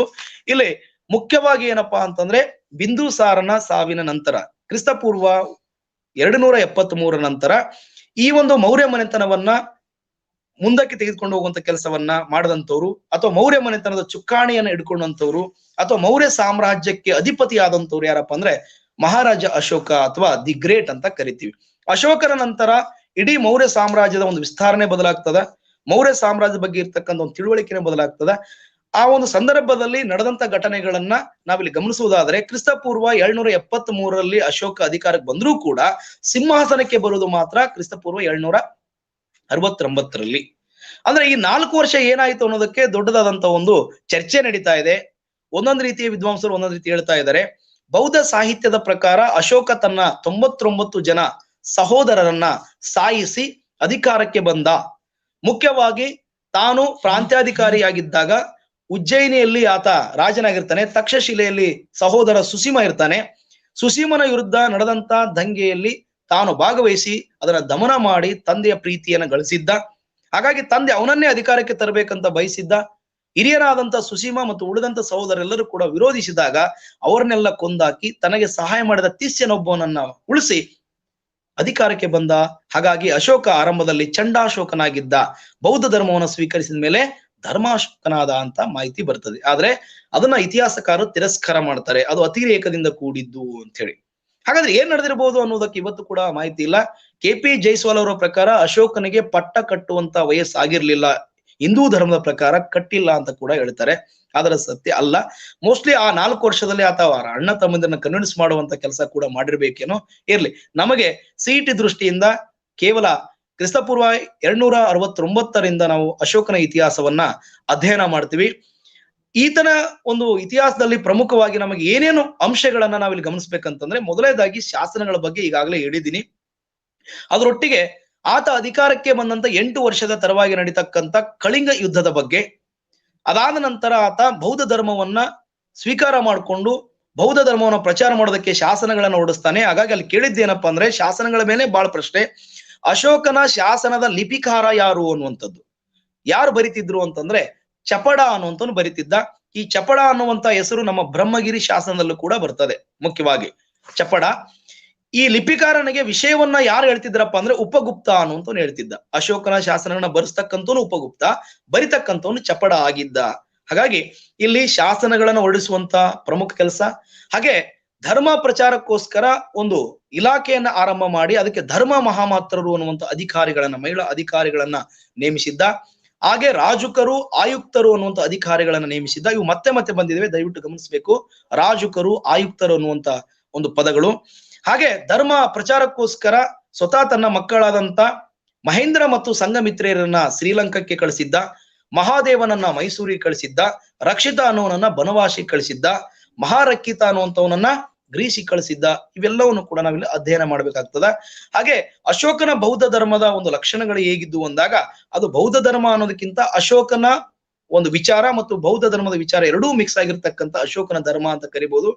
ಆತ ಸಂಪೂರ್ಣವಾಗಿ ಅಹಿಂಸಾ ನೀತಿಯನ್ನ ಅನುಸರಿಸಿ ತನ್ನ ಒಂದು ಅರಮನೆಯಲ್ಲಿ ನಡೀತಕ್ಕಂತ ಒಂದು ಏನು ಪ್ರಾಣಿ ಹತ್ಯೆಗಳಿತ್ತು ಅದನ್ನ ನಿಷೇಧ ಮಾಡಿದ್ದ. ಮಾಂಸಾಹಾರವನ್ನ ವರ್ಜಿಸಿದ್ದ. ಯಜ್ಞ ಯಾಗಗಳನ್ನ ಆತ ನಿಷೇಧ ಮಾಡಿದ್ದ ಅನ್ನೋದು ಕೂಡ ನಾವಿಲ್ಲಿ ಗಮನಿಸಬಹುದು. ಹಾಗೆ ಜನಗಳಿಗೋಸ್ಕರ ಪ್ರಜಾ ಕಲ್ಯಾಣ ಕೆಲಸಗಳನ್ನ ಮಾಡಿದ್ದ. ಒಟ್ಟಾರೆಯಾಗಿ ಕಳಿಂಗ ಯುದ್ಧದ ನಂತರ ಟೋಟಲ್ ಆಗಿ ಆತನ ಬದುಕಲ್ಲಿ ಧರ್ಮ ವಿಜಯದ ಬದಲಿಗೆ ದಿಗ್ವಿಜಯದ ಬದಲಿಗೆ ಧರ್ಮ ವಿಜಯ ಆರಂಭ ಆಗಿತ್ತು ಅನ್ನೋದನ್ನ ನಾವಿಲ್ಲಿ ಗಮನಿಸಬಹುದು. ಇಲ್ಲಿ ಮುಖ್ಯವಾಗಿ ಆತನ ಒಂದು ಪ್ರಮುಖವಾದಂತ ಸಾಧನೆ ಅಂತಂದ್ರೆ ಎಲ್ಲಾ ಪ್ರಜೆಗಳನ್ನು ಕೂಡ ಸಮಾನವಾಗಿ ನೋಡುವಂತ ಕೆಲಸ ಮತ್ತು ಅವರು ಸುಖವಾಗಿ ಇರ್ಲಿ ಅಂತ ಬಯಸುವಂತ ಕೆಲಸ ಮಾಡಿದ್ದನ್ನ ಗಮನಿಸಬಹುದು. ಅಶೋಕನ ನಂತರ ಈ ಒಂದು ಮನೆತನ ಅವನತಿ ಆದಿಯನ್ನ ಹಿಡಿತದ. ಇಲ್ಲಿ ಮುಖ್ಯವಾಗಿ ಕುನಾಲ ಅಂತ ಬರ್ತಾನೆ, ಸಂಪ್ರತಿ ಅಂತ ಬರ್ತಾನೆ, ಅಶೋಕನ ಮೊಮ್ಮಗ ದಶರಥ ಅಂತ ಬರ್ತಾನೆ. ಈ ಒಂದು ಸಾಮ್ರಾಜ್ಯದ ಕಟ್ಟಕಡೆಯ ದೊರೆಯಾದಂತ ಬೃಹದ್ರಥ ಅನ್ನುವಂಥವನು ಈ ಒಂದು ಮನೆತನದ ಕೊನೆಯ ದೊರೆ ಯಾರಪ್ಪ ಅಂದ್ರೆ ಬೃಹದ್ರಥ ಅಂತ ನೋಡ್ತೀವಿ. ಈ ಬೃಹದ್ರಥ ಅನ್ನುವಂಥವನು ಪುಷ್ಯಮಿತ್ರ ಶುಂಗನ ಒಂದು ಕ್ರಾಂತಿಯ ಸಂದರ್ಭದಲ್ಲಿ ಸಾವಿಗೀಡಾಗಿ ಈ ಒಂದು ಮೌರ್ಯ ಮನೆತನ ಅನ್ನುವಂಥದ್ದು ಸಂಪೂರ್ಣವಾಗಿ ಅವನತಿಯ ಆದಿಯನ್ನ ಹಿಡಿತದೆ ಅಂತ ನೋಡ್ತೀವಿ. ಇನ್ನ ಮೌರ್ಯ ಸಾಮ್ರಾಜ್ಯದ ಕುರಿತಾಗಿ ಹೇಳುವಾಗ ಆಡಳಿತದ ಬಗ್ಗೆ ಪ್ರಶ್ನೆಗಳನ್ನ ಕೇಳಾಗ್ತದ. ಮೌರ್ಯರ ಆಡಳಿತ ಮಾದರಿ ಯಾವುದು ಆಗಿತ್ತಂತಂದ್ರ ಅದು ಏಕೀಕೃತ ರಾಜಪ್ರಭುತ್ವ ಆಗಿತ್ತು ಅಂತ ನೋಡ್ತೀವಿ ನಾವು. ಅಂದ್ರೆ ಅಧಿಕಾರವನ್ನ ಅವ್ರು ಏನ್ ಮಾಡಿರ್ಲಿಲ್ಲ ಅಂತಂದ್ರೆ ಹಂಚಿರ್ಲಿಲ್ಲ, ಎಲ್ಲಾ ಸಂಪೂರ್ಣ ಅಧಿಕಾರವನ್ನ ಕೇಂದ್ರದಲ್ಲೇ ಕೇಂದ್ರೀಕರಣ ಮಾಡ್ಕೊಂಡು ಕೂತಿದ್ರು. ಹಾಗಾಗಿ ಏಕೀಕೃತ ಆಗಿತ್ತು ಅನ್ನೋದು ಕೂಡ ನಾವಿಲ್ಲಿ ಗಮನಿಸಬಹುದು. ಈ ಒಂದು ಆಡಳಿತದಲ್ಲಿ ಪ್ರಮುಖವಾಗಿ ರಾಜುಕರ ಬಗ್ಗೆ ಮತ್ತೆ ಮತ್ತೆ ಕೇಳಲಾಗಿದೆ. ಯಾರು ಇವ್ರು ರಾಜುಕರ ಅಂತಂದ್ರೆ ಭೂಮಿಗಳ ಸಮೀಕ್ಷೆ ಮತ್ತು ಕಂದಾಯವನ್ನು ವಸೂಲಿ ಮಾಡತಕ್ಕಂತ ಅಧಿಕಾರಿಗಳಾಗಿದ್ರು ಅನ್ನೋದು ನಾವಿಲ್ಲಿ ಗಮನಿಸಬಹುದು. ಹಾಗೆ ಇಲ್ಲಿ ಮುಖ್ಯವಾಗಿ ಏನಪ್ಪಾ ಅಂತಂದ್ರೆ ಮೌರ್ಯರ ಆಡಳಿತದಲ್ಲಿ ಸೀತಾ ಮತ್ತು ಭಾಗ ಅನ್ನುವಂತ ಎರಡು ಪ್ರಮುಖ ಪದಗಳು ಬರ್ತವೆ. ಇವು ಏನೋ ಒಂದು ವಿಷಯವನ್ನು ಸೂಚಿಸ್ತವೆ ಅಂತಂದ್ರೆ ಕಂದಾಯ ವ್ಯವಸ್ಥೆಯನ್ನ ಸೂಚಿಸುವಂತ ಪದಗಳಿವು, ಸೀತಾ ಮತ್ತು ಭಾಗ ಅನ್ನುವಂಥದ್ದು. ಹಾಗೆ ನ್ಯಾಯ ಅಂತ ಬಂದಾಗ ಮೌರ್ಯರ ಕಾಲದಲ್ಲಿ ಕೌಟಿಲ್ಯರ ಪ್ರಕಾರ ಧರ್ಮಸ್ಥಯ ಮತ್ತು ಕಂಟಕ ಶೋಧ ಅನ್ನುವಂತ ಒಂದು ಸಿವಿಲ್ ಮತ್ತು ಕ್ರಿಮಿನಲ್ ಬಗ್ಗೆ ಇರ್ತಕ್ಕಂಥ ನ್ಯಾಯಾಲಯಗಳು. ಹಾಗೆ ಏನಪ್ಪಾ ಅಂದ್ರೆ ಗೂಢಾಚಾರರ ಬಗ್ಗೆ ಬರ್ತಕ್ಕಂಥ ಮಾಹಿತಿ ಗುದಪುರುಷರು ಅಂತ ಕರಿತಿದ್ದ ಅನ್ನುವಂಥ ಮಾಹಿತಿ ಕೂಡ ಬರ್ತದೆ. ಅದು ಮತ್ತೆ ಮತ್ತೆ ಕೇಳಿರುವಂತದ್ದು. ಇದರ ಜೊತೆಗೆ ಇವರು ಪ್ರಾಂತ್ಯಾಡಳಿತ ಅಂತ ನೋಡಿದಾಗ ಮುಖ್ಯವಾಗಿ ಪ್ರಾಂತ್ಯಾಡಳಿತವನ್ನ ಇಲ್ಲಿ ಪ್ರಾದೇಶಿಕರು, ರಾಜಕರು ಮತ್ತು ಯುಕ್ತರು ಅನ್ನುವಂಥವ್ರು ಆಳ್ವಿಕೆ ಮಾಡ್ತಾ ಇದ್ರು ಅನ್ನೋದನ್ನ ನಾವಿಲ್ಲಿ ಗಮನಿಸಬಹುದು. ಇವ್ರ ಕಾಲದಲ್ಲಿ ಮುಖ್ಯವಾಗಿ 4 ಪ್ರಾಂತ್ಯಗಳು ಇದ್ದು ಅಂತ ನೋಡ್ತೀವಿ. ದಕ್ಷಿಣದಲ್ಲಿ ಸುವರ್ಣಗಿರಿ ಅನ್ನುವಂಥದ್ದು ಅತ್ಯಂತ ಪ್ರಮುಖವಾಗಿತ್ತು. ಅದನ್ನ ಮೈಸೂರಿನ ಭಾಗವಾಗಿ ನಾವಿಲ್ಲಿ ನೋಡ್ಬೇಕಾಗ್ತದ. ಹಾಗೆ ಮುಖ್ಯವಾಗಿ ಏನಪ್ಪಾ ಅಂದ್ರೆ ಪಾಟಲಿಪುತ್ರ ಕೇಂದ್ರ ಆಗಿತ್ತು. ಅದ್ರ ಜೊತೆಗೆ ಏನಪ್ಪಾ ಅಂತಂದ್ರೆ ಉಜ್ಜಯಿನಿ, ತಕ್ಷಶಿಲೆಯು ಕೂಡ ಪ್ರಮುಖವಾದಂತ ಪ್ರಾಂತ್ಯಗಳು ಆಗಿದ್ವು ಅನ್ನೋದನ್ನ ನೋಡ್ಬೋದು. ಪ್ರಾಂತ್ಯಗಳನ್ನ ನೋಡ್ಕೊಳ್ಳೋದಕ್ಕೆ ರಾಜ ಕುಮಾರನ್ನ ಇಟ್ಕೊಂಡಿದ್ರು. ಹಾಗೆ ಅಲ್ಲಿ ಅಮತ್ಯರು ಅನ್ನೋದು ಕೂಡ ಇರ್ತಿದ್ರು. ಇನ್ನು ಇವ್ರ ಕಾಲದಲ್ಲಿ ವಿಶೇಷವಾಗಿ ಪಟ್ಟಣದ ಒಂದು ಆಡಳಿತ ಅಂತ ಬಂದಾಗ ಮೇಘಸ್ಥಾನಿಸನ ಒಂದು ಕೃತಿಯಲ್ಲಿ ನಾವು ನೋಡ್ತೀವಿ. ಪುರಸಭೆ ಹೇಗಿತ್ತಪ್ಪ ಅಂತಂದ್ರೆ 30 ಜನ ಸದಸ್ಯರಿಂದ ಕೂಡಿದಂತ ಒಂದು ಪ್ರಮುಖವಾದಂತ 6 ವಿಭಾಗಗಳಲ್ಲಿ ಅದನ್ನ ಆ ಒಂದು ಇಡೀ ಪುರಸಭೆಯನ್ನ ಆಳ್ವಿಕೆ ಮಾಡತಕ್ಕಂತ ಒಂದು ವ್ಯವಸ್ಥೆ ಮಾಡಲಾಗಿತ್ತು ಅಂತ ನಾವಿಲ್ಲಿ ನೋಡ್ತೀವಿ. ಇದರಲ್ಲಿ ಮುಖ್ಯವಾಗಿ ಜನಗಣತಿಗೋಸ್ಕರನೇ ಒಂದು ಡಿಪಾರ್ಟ್ಮೆಂಟ್ ಅನ್ನ ತೆಗೆಯಲಾಗಿತ್ತು. ಇಡೀ ಜಗತ್ತಿನಲ್ಲೇ ಮೊಟ್ಟ ಮೊದಲ ಬಾರಿಗೆ ಜನಗಣತಿಯನ್ನ ಆರಂಭ ಮಾಡಿದ್ದನ್ನ ನಾವು ರೋಮ್ ನಲ್ಲಿ ನೋಡಿದ್ರೆ ಸರ್ವಿಯರ್ ಅನ್ನುವಂತ ರಾಜ. 2ನೇ ವ್ಯಕ್ತಿ ಯಾರಪ್ಪ ಅಂತಂದ್ರೆ ಅಶೋಕ ಅಂತ ನೋಡ್ತೀವಿ. ಭಾರತದಲ್ಲಿ ಮೊಟ್ಟ ಮೊದಲ ಬಾರಿಗೆ, ಜಗತ್ತಿನಲ್ಲಿ 2ನೇ ಬಾರಿಗೆ ಅದರ ಬಗ್ಗೆ ಕೇಳಲಾಗಿದೆ. ಹಾಗೆ ಮೌರ್ಯರ ಕಾಲದ ಸೈನ್ಯ ವ್ಯವಸ್ಥೆಯಲ್ಲಿ 6 ವಿಭಾಗಗಳು ಇದ್ದದರ ಬಗ್ಗೆಯನ್ನು ಕೂಡ ನಾವು ನೋಡ್ತೀವಿ. ವಿಶೇಷವಾಗಿ 6 ವಿಭಾಗಗಳು 30 ಜನ ಸದಸ್ಯರು ಅದನ್ನ ಮೇಂಟೈನ್ ಮಾಡ್ತಿದ್ರು ಅನ್ನುವಂತ ವಿಚಾರವನ್ನು ಕೂಡ ನಾವಿಲ್ಲಿ ಗಮನಿಸಬಹುದು. ಹಾಗೆ ಇವರ ಕಲೆ ಸಾಹಿತ್ಯ ಅಂತ ಬಂದಾಗ ಮುಖ್ಯವಾಗಿ ಮೊಟ್ಟ ಮೊದಲ ಬಾರಿಗೆ ಇವ್ರ ಕಾಲದಲ್ಲಿ ಕಲೆ ಅಂತ ಬಂದಾಗ ಸ್ತೂಪಗಳನ್ನ ನಿರ್ಮಾಣ ಮಾಡುವಂತ ಕೆಲಸವನ್ನು ಅಶೋಕನ ಕಾಲದಲ್ಲಿ ಆಗ್ತದೆ. ಅದಕ್ಕಿಂತ ಮುಂಚೆ ಚಂದ್ರಗುಪ್ತನ ಕಾಲದಲ್ಲಿ 1000 ಕಂಬದ ಅರಮನೆಯನ್ನು ಕಟ್ಟಿದ್ದು ಮತ್ತು ಮುಖ್ಯವಾಗಿ ಮೌರ್ಯರ ಕಾಲದಲ್ಲಿ ಈ ಒಂದು ಕಟ್ಟಿಗೆಯ ಕೋಟೆಗಳನ್ನ ನಿರ್ಮಾಣ ಮಾಡ್ತಿದ್ರು ಅನ್ನೋದು ಕೂಡ ನಮಗೆ ಮಾಹಿತಿ ಸಿಗ್ತದ. ಹಾಗೆ 50 ಸ್ತಂಭಗಳನ್ನ ಅಶೋಕ ನಿರ್ಮಿಸಿದ್ದ ಅಂತ ಕೂಡ ನೋಡ್ತೀವಿ. ಅದರಲ್ಲಿ ಮುಖ್ಯವಾಗಿ ಸಾರನಾಥದ ಸ್ತಂಭ, ನಮಗೆ ಶಾಂತಿಯ ಒಂದು ಸ್ತೂಪ, ಇವು ಪ್ರಮುಖವಾದಂತಹ ಕಲೆಗಳು ಆಗ್ತವೆ ಅಂತ ಕೂಡ ನೋಡ್ತೀವಿ. ಸಾಹಿತ್ಯ ಅಂತಂದ್ರೆ ನಮಗೆ ಕೌಟಿಲ್ಯನ ಅರ್ಥಶಾಸ್ತ್ರ, ಇದು ಸಂಪೂರ್ಣವಾಗಿ ಮೌರ್ಯರಲ್ಲಿ ಪ್ರಮುಖವಾಗಿ ಮತ್ತೆ ಮತ್ತೆ ಕೇಳುವಂತ ಪ್ರಶ್ನೆಗಳು. ಅದರಲ್ಲಿ ಮುಖ್ಯವಾಗಿ ಏನಪ್ಪಾ ಅಂದ್ರೆ ರಿಪೀಟ್ ಆಗಿರುವಂತಹ ಪ್ರಶ್ನೆಗಳು ಏನಪ್ಪಾ ಅಂತಂದ್ರೆ ಅಶೋಕನ ಶಾಸನಗಳ ಬಗ್ಗೆನೇ ಜಾಸ್ತಿ ರಿಪೀಟ್ ಆಗಿದಾವೆ. ಹಾಗೆ ಜೊತೆಗೆ ಏನಪ್ಪಾ ಅಂದ್ರೆ ಈ ಒಂದು ಮನೆತನದ ಅವನತಿಯ ಬಗ್ಗೆ ಪ್ರಶ್ನೆಗಳು ರಿಪೀಟ್ ಆಗಿದಾವೆ. ಅದ್ರ ಜೊತೆಗೆ ಏನಪ್ಪಾ ಅಂದ್ರೆ ಮೌರ್ಯರ ಕಾಲದ ಆಡಳಿತದಲ್ಲಿ ಇರ್ತಕ್ಕಂತ ಪ್ರಮುಖ ಅಂಗಗಳ ಬಗ್ಗೆ ರಿಪೀಟ್ ಆಗಿದಾವೆ. ಹಾಗಾಗಿ ಇವುಗಳ ಕಡೆ ಸ್ವಲ್ಪ ನಾವು ಗಮನ ಕೊಟ್ರೆ ಸರಿಯಾಗಿರ್ತದೆ ಅಂತ. ಇಡಿಯಾಗಿ ನಾವು ಇನ್ನೊಂದ್ ಸಾರಿ ಅದನ್ನ ಸಾರಾಂಶದಲ್ಲಿ ನೋಡೋದಾದ್ರೆ, ಏನು ಹೊಸ ಮತಗಳ ಉದಯದಿಂದ ಮೌರ್ಯರ ಕಾಲದವರೆಗಿನ ಒಂದು ಸಂಕ್ಷಿಪ್ತ ಘಟನೆಗಳಲ್ಲಿ ಹೈಲೈಟ್ ಆಗಿ ಧರ್ಮಗಳನ್ನ ಮತ್ತೆ ಮತ್ತೆ ಕೇಳಲಾಗಿದೆ. ಆ ಧರ್ಮದ ಒಂದು ಹಿನ್ನೆಲೆಯಲ್ಲಿ ಬುದ್ಧನ ಜೀವನದ ಕುರಿತಾಗಿ, ಬುದ್ಧನ ಬೋಧನೆಯ ಕುರಿತಾಗಿ, ಹಾಗೆ ಮಹಾವೀರನ ಜೀವನ ಬೋಧನೆ ಮತ್ತು ಅವರ ಕೊಡುಗೆಗಳಂತ ಬಂದಾಗ ಸಾಹಿತ್ಯಿಕವಾಗಿ ಮತ್ತು ಕಲೆ ವಾಸ್ತುಶಿಲ್ಪದಲ್ಲಿ ಏನು ಕೊಡುಗೆ ಅಂತ ಬಂದಾಗ ಗಾಂಧಾರ ಕಲಾಶೈಲಿಗಳ ಬಗ್ಗೆ, ಮತ್ತು ನಂತರದಲ್ಲಿ ನಾವು ನೋಡುವಾಗ ಇಲ್ಲಿ ಮಹಾಜನಪದಗಳಲ್ಲಿ ಎಷ್ಟು ಜನಪದಗಳು ಮತ್ತು ಯಾವ ಕೃತಿಯಲ್ಲಿ ಜನಪದಗಳ ಉಲ್ಲೇಖ ಇದೆ ಅನ್ನೋದ್ರ ಬಗ್ಗೆ, ಹಾಗೆ ಅಲೆಕ್ಸಾಂಡರ್ ಅಂತ ಬಂದಾಗ ಮುಖ್ಯವಾಗಿ ಅಡೇಸ್ಪಸ್ ಕದನ ಅಥವಾ ಜೀಲಂ ನದಿ ಕದನ ಯಾರ್ಯಾರ ಮಧ್ಯೆ ನಡೀತು ಮತ್ತು ಯಾವಾಗ ಅನ್ನೋದ್ರ ಬಗ್ಗೆ, ಇವುಗಳೆಲ್ಲ ಟೋಟಲ್ ಆಗಿ ನಾವೇನಪ್ಪ ಅಂದ್ರೆ ಈ 4 ಅಧ್ಯಾಯಗಳಲ್ಲಿ ಸಂಕ್ಷಿಪ್ತವಾಗಿ ಚರ್ಚೆ ಮಾಡಿದೀನಿ ಅನ್ಕೋತೀನಿ. ಇದರಲ್ಲಿ ಇನ್ನೂ ಯಾಕಂದ್ರೆ ಆಳವಾಗಿ ಒಂದೊಂದು ಟಾಪಿಕ್ ಅನ್ನೇ ಮಾಡ್ತಾ ಹೋದಾಗ 2-3 ದಿವಸ ಬೇಕಾಗ್ತದೆ. ಬಟ್ ನಾನು ಏನ್ ಇದರಲ್ಲಿ ಮಾಡಿದ್ದೇನೆ ಅಂದ್ರೆ, ನಿನ್ನೆ ಯಾರೋ ಪ್ರಶ್ನೆ ಕೇಳಿದ್ರಂತೆ, ಆಲ್ಮೋಸ್ಟ್ ಆಲ್ ಪ್ರಶ್ನೆ ಪತ್ರಿಕೆಗಳನ್ನ ಏನ್ ಈಗಾಗಲೇ ನಡೆದಂತ ಎ ವರ್ಗದ ಬಿ ವರ್ಗದ ಪ್ರಶ್ನೆ ಪತ್ರಿಕೆಗಳನ್ನ ಇಟ್ಕೊಂಡೆ ಮುಖ್ಯವಾದಂತ ಅಂಶಗಳನ್ನ ತಿಳಿಸುವಂತ ಪ್ರಯತ್ನ ಮಾಡಿದ್ದೀನಿ. ಹಾಗೆ ಕೆಲವಿಷ್ಟು ಆಧಾರ ಗ್ರಂಥಗಳನ್ನ ನೋಡುವಾಗ ಇಲ್ಲಿ ಪ್ರಮುಖವಾಗಿ socio economic and cultural history of ancient India, ಇದನ್ನ ರಮೇಶ್ ಕುಮಾರ್ ಕಂಬಳೆ ಮತ್ತು MS ಮುಜಾವರ್ ಸರ್ ಬರೆದಿದ್ದಾರೆ. 3 ಎಡಿಷನ್ ಇದೆ ಇದು. ಏನ್ಸೆಂಟು, ಮಿಡಿವಲ್, ಮಾಡರ್ನ್, 3 ಕೂಡ ಇಂಗ್ಲಿಷ್ ಮೀಡಿಯಂ ಅಲ್ಲಿ ಬರೆದಂತದ್ದು. ಅದ್ರ ಜೊತೆಗೆ ನಮಗೆ ಕರ್ನಾಟಕ ಇತಿಹಾಸವನ್ನ ಅಧ್ಯಯನ ಮಾಡುವಾಗ ಅತ್ಯಂತ ಪ್ರಮುಖವಾದಂತಹ ಒಂದು ಸೋರ್ಸಸ್ ಅಂತಂದ್ರೆ ಕರ್ನಾಟಕ ಸಂಕ್ಷಿಪ್ತ ಇತಿಹಾಸ ಸೂರ್ಯನಾಥ್ ಕಾಮತ್ ಅವ್ರದ್ದು. ಹಾಗೆ ಆಧುನಿಕ ಭಾರತ ಇತಿಹಾಸವನ್ನ ಅಧ್ಯಯನ ಮಾಡುವಾಗ ಸ್ವತಂತ್ರಕ್ಕಾಗಿ ಭಾರತದ ಹೋರಾಟ, ಇದನ್ನ ಬಿಪಿನ್ ಚಂದ್ರ ಅವರು, ಮೃದುಲಾ ಮುಖರ್ಜಿ ಅವರು, ಆದಿತ್ಯ ಮುಖರ್ಜಿ ಅವರು, ಹಾಗೆ ಮಹಾಜನ್ ಅವರು, KN ಪಣಿಕರ್ ಬರೆದಿದ್ದಾರೆ. 2 ಎಡಿಷನ್ ಇದೆ. ನಮಗೆ ಇಲ್ಲಿ ಮುಖ್ಯವಾಗಿ 1 ಎಡಿಷನ್ ಸಾಕು, ಮೊದಲನೇ ಎಡಿಷನ್. ಹಾಗೆ ಆಧುನಿಕ ಭಾರತ ಇತಿಹಾಸವನ್ನ ಸ್ವತಃ ಮತ್ತೆ ಬಿಪಿನ್ ಚಂದ್ರ ಅವರು ಬರೆದಿದ್ದಾರೆ. ಇವುಗಳನ್ನ ಗಮನಿಸಿದ್ರೆ ಅನುಕೂಲ ಆಗ್ತದೆ ಅನ್ನೋದು ನನ್ನ ಒಂದು ವಿಚಾರ. ಓಕೆ, ಇಡಿಯಾಗಿ ಈ ಒಂದು 4 ಟಾಪಿಕ್ ಅನ್ನ ನಿಮ್ ಮುಂದೆ ಸಂಕ್ಷಿಪ್ತವಾಗಿ ಚರ್ಚೆ ಮಾಡಿದ್ದೀನಿ. ಹೆಚ್ಚಿನ ಮಾಹಿತಿಯನ್ನ ನೀವು ಬೇರೆ ಬೇರೆ ಮಾರ್ಗದಿಂದ ಓದಬೇಕು.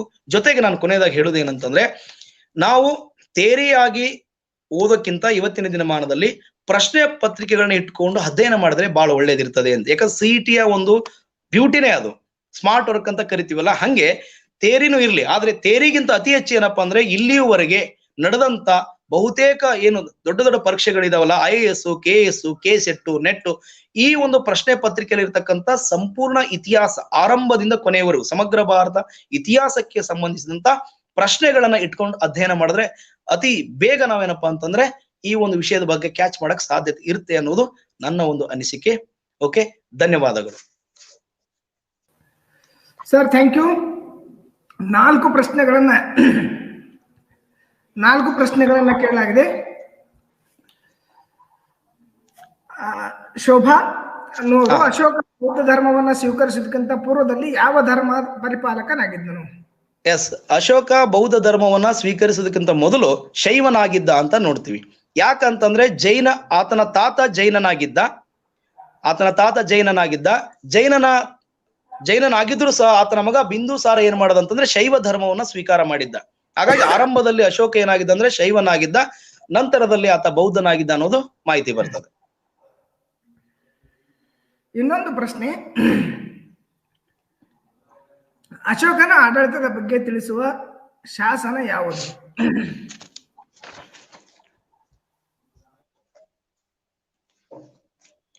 ಓಕೆ, ಹೇಳಿ ಸರ್. ಅಶೋಕನ ಆಡಳಿತದ ಬಗ್ಗೆ ತಿಳಿಸುವ ಶಾಸನ. ಓಕೆ, ಸ್ವಲ್ಪ ನನಗದು ಐಡಿಯಾ ಇಲ್ಲ. ನಾನು ಅನ್ಕೊಂಡಿದ್ದೇನಪ್ಪಾ ಅಂತಂದ್ರೆ ಮೊದಲನೇ ಶಾಸನದಲ್ಲಿ ಆತ ಅದನ್ನ ಹೇಳೋದ್ರ ಜೊತೆಗೆ ತಿಳಿಸಿದ ಅಂತ, ಬಟ್ ನನಗೆ ಕಂಪ್ಲೀಟ್ ಆಗಿ ಐಡಿಯಾ ಇಲ್ಲ ಅದು.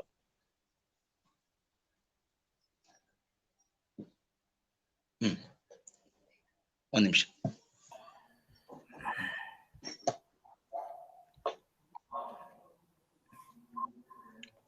ಅನುರಥ ಎಂದರೆ ಏನು?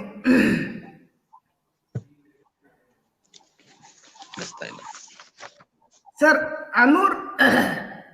ಕೇಳಿಸ್ತದೆ. ಡಿಸ್ಪ್ಲೇ ಬರ್ತಿದೆ. ಇಲ್ಲ, ಸೌಂಡ್ ಇದೆ. ಏನೇ ಕೇಳ್ತಾ ಇದ್ದಾರೆ ಅವರು. ಅನುರಥ ಎಂದರೆ ಏನು ಸರ್? ಡಿಸ್ಪ್ಲೇ ನೋಡಿ ಸರ್, ಡಿಸ್ಪ್ಲೇ. Sir, okay. ಅನುರಥ ಎಂದರೆ ಏನು ಅಂತ ಸರ್, ಅದು ಬೌದ್ಧ ಧರ್ಮದಲ್ಲಿ ಬರ್ತಕ್ಕಂತ ಒಂದು ವ್ರತ ಅಂತ ಅನಿಸ್ತದೆ. ಉಪಸಂಪದ ಅಂತ ಹೆಂಗ್ ಬರ್ತದೋ ಆ ರೀತಿಯಲ್ಲಿ ಬರ್ತಕ್ಕಂತ ಒಂದು ವ್ರತ ಬೌದ್ಧ ಧರ್ಮದಲ್ಲಿ ಭಾಗವಾಗಿ. ಯಾಕೋ ಸ್ವಲ್ಪ ಅದು ಇದು ಕೇಳ್ತಾ ಇಲ್ಲ, ಏನ ಆಗ್ತದೆ.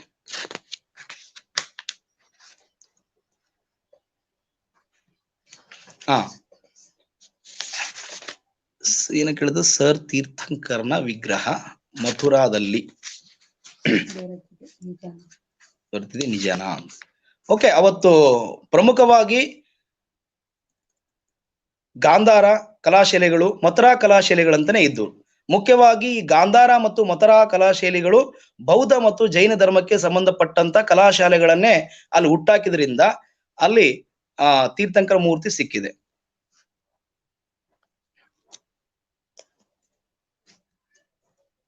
ಧರ್ಮ ಮಹಾಮಾತ್ರ ನೇಮಕ.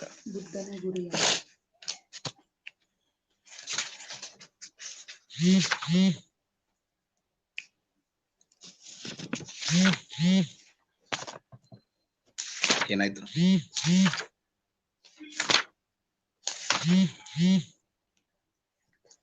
ಇಲ್ಲ, ತೆಗ್ದಿಲ್ಲ. ಅದು ಸ್ವಲ್ಪ ಶಾಗಿಗೂ ಬರಕತ್ತ ಅಡ್ಡಡ್ಡ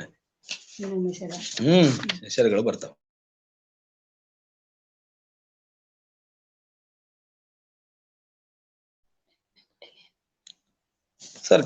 ಸರ್ ಹಲೋ, ಯಾಕೆ ಸರ್? ಧರ್ಮ ಮಹಾಮಾತ್ರರ ನೇಮಕ ಯಾವ ಶಾಸನದಲ್ಲಿ ಅಂದ್ರೆ 5ನೇ ಬಂಡೆಗಲ್ಲು ಶಾಸನದಲ್ಲಿ ಧರ್ಮ ಮಹಾಮಾತ್ರರ ಬಗ್ಗೆ ಮಾಹಿತಿಯನ್ನ ನೀಡಲಾಗ್ತದೆ ಸರ್. ಕೇಳಿಸ್ತದೆ ಸರ್? 5ನೆಯ ಬಂಡೆಗಲ್ಲು ಶಾಸನದಲ್ಲಿ.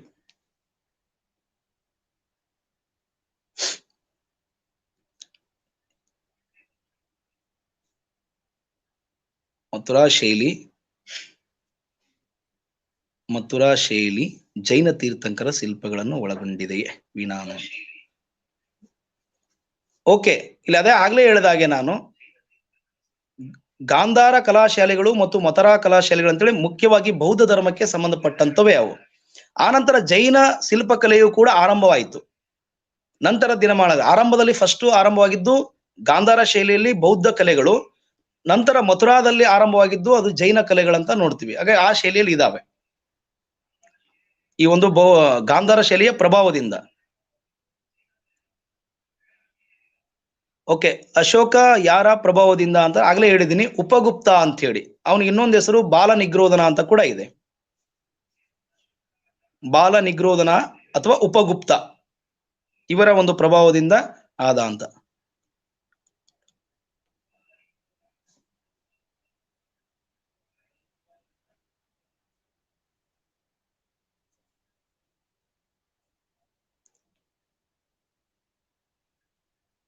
ಓಕೆ ಸರ್, ಇದು ಎದ್ರ ಬಗ್ಗೆ ಪ್ರಶ್ನೆ ಅಂತ ಗೊತ್ತಾಗ್ಲಿಲ್ಲ ನನಗೆ.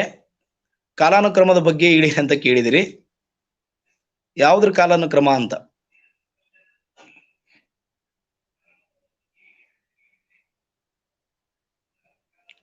ಎನಿವೆ, ಇಲ್ಲಿಯವರೆಗೆ ಸುದೀರ್ಘವಾಗಿ